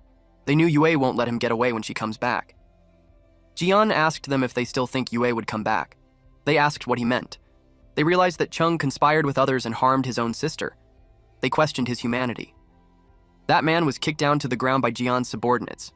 Chung stated that Yue was dead, and from then on, he's the only boss in the steel factory. He told them that as long as they kneeled down and called him boss, he would let them stay there. Otherwise, they will be thrown out. The citizens looked at each other as if they were lost on what to do. A wooden stick hits the ground, and the old woman approaches Chen without saying anything. Chung asked her if she's the oldest one. He wanted her to set an example for everyone. Everyone was worried for Grandma. She pursed her lips and spat in Chung's face. Of course, Chung got angry. She told him not to mind her because old people had a lot of phlegm, and she's just an old woman. And she would rather let the zombies eat her than live like a dog under a piece of shit like him. Then she walked away. The crowd shared her sentiment and stated that people like him are more terrifying than zombies, and if they stay, it was just a matter of time before they get killed. They don't believe that they will survive there, so they left. Chung was shocked. He asked them if they were idiots. They were old, weak, sick, and disabled, and he knew they wouldn't survive a single day outside. They just simply glared at him. Then Chung explained that Yue was just a normal person, and he's the one with the ability seed. He claimed that he could do anything she could. He urged them to stay and promised to protect them. He told them not to even dare to leave because no one was allowed. He yelled that he's the boss, so they have to listen to him. Hong told them that they can leave, but they can't take anything from the base. Then she asked Liu to hand over the keys to the warehouse. He asked if he could stay if he gave her the keys. They couldn't believe him. They called him a spineless worm. They were so disappointed, especially since Yue trusted him so much, but he doesn't think that way, since he felt that he's just a janitor with keys and not someone with authority. In addition to that, it was a full moon, and he expected that the outside would swarm with zombies. He admitted that he doesn't want to go out there and die. He told Hong that he always managed the supplies for the steel factory, and no one knows the place better than him. He stated that he's willing to hand over the keys in exchange for a place to stay. He took something out from his pocket. Then he charges at Hong while calling her bitch. He knew she was no good from the start, and he wanted to avenge Yue. He was about to kick her, but he was counterattacked. They got worried for old Liu. He called her devil. Her nails were super long, and she used it to pick up the key from the ground. She was amused that he didn't think that she would be prepared for a bastard like him. She now has the keys. She looked proud of herself, while Chung couldn't fathom what he saw. She replied that it was a weapon. She stated that the apocalypse was dangerous, so a weak little woman like he would need self-defense. Jian tapped Chung's shoulder and told him that when he gave them a way out, they didn't appreciate it. So he suggested that disobedient things are useless to keep around. The steel factory was up in flames. Jian's men kept firing. The people ran while calling them murderers. The factory became a lake of blood. Lots of them died in their own pool of blood. Chung told them to stop it. He yelled that if he killed them all, the place would just be an empty shell. He claimed that in order to grow, the base needs people. Jean replied that it wasn't like that, because they were there. Jean asked him if he wanted to join them. He replied no. Jean replied that it was a relief. Then he told Chung to kneel down and call him boss. Chung looked at him in horror. Meanwhile, a man ran as fast as he could. He pointed that the garage was just ahead, and once they got in the car, they could escape. They assisted Grandma and told her to hang in there. The middle-aged man carried old Liu on his back. He promised him that they would go fishing after the apocalypse ends, so he better not die. Suddenly, a woman was yanked through the hood of her clothes. They got worried for her. She told them to just run and not mind her. The man threw him on the ground, and they looked at her pervertly, saying that she's pretty hot. Their boss told them that they could do whatever they wanted with the people in there. She looked at them in horror while asking what they're doing. One of them shared that letting those two girls escape last time gave him blue balls, but this time, he'll have some fun. He wondered how many of them she could handle. She was so scared. They grabbed her arm and ripped her clothes. Unexpectedly, a block hits the assailant's head. They all turned to who it was. It was the man that was always with her. He kept hitting the man with the brick and yelled that he'd fight them to death. The woman who was ushering Grandma also punched them. She yelled to kill those motherless bastards. Even Grandma fought back. She hit them with her wooden stick. Lee felt relieved. The middle-aged man tackled one of the assailants and punched him. He decided to stop running. He knew Yue and the others worked so hard to build the place, so even if he dies, he promised to die defending it. Everyone else agreed. They decided that if they're going down, they would take them with them. Everyone unites. Jian's men commented that those people were crazy, and they started shooting. They were surprised when zombies bit them. It was a gruesome scene. They saw a horde coming. It was a full moon horde, and they entered through the blasted gate. Jian's men were grabbed. Some kept shooting to fend for themselves. They kept firing as the horde approached. The middle-aged man told them to run while he held them off. The zombies kept going, even when shot. It bit the middle-aged man's gun. Unexpectedly, Fei Fei jumped in and kicked the zombie away. She hit the zombies one after another. She kept going. Eventually, the camper van arrived. Xiaoling parked it. He was confused why there's so many zombies. People were relieved to see him. Jian asked Chung what he's staring at.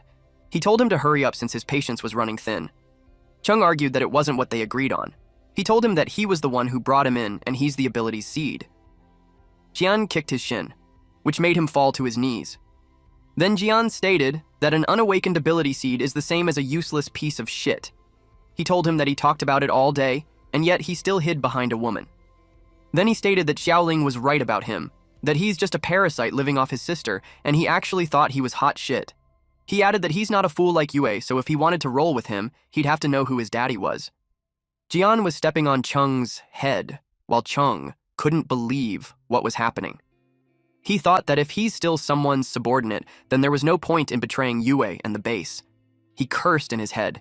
Then they heard the loud noise, and Jin's men screaming that the zombies were there. The creepy zombies ran towards them. Jin was surprised to see so many zombies. He asked them if they blocked the main gate. His subordinates replied that they did, but they didn't expect those wooden planks to be so flimsy. He called them morons and told them that full moon zombies are much stronger than usual, and wooden planks are fucking useless. They told them to hurry up and bring the explosives.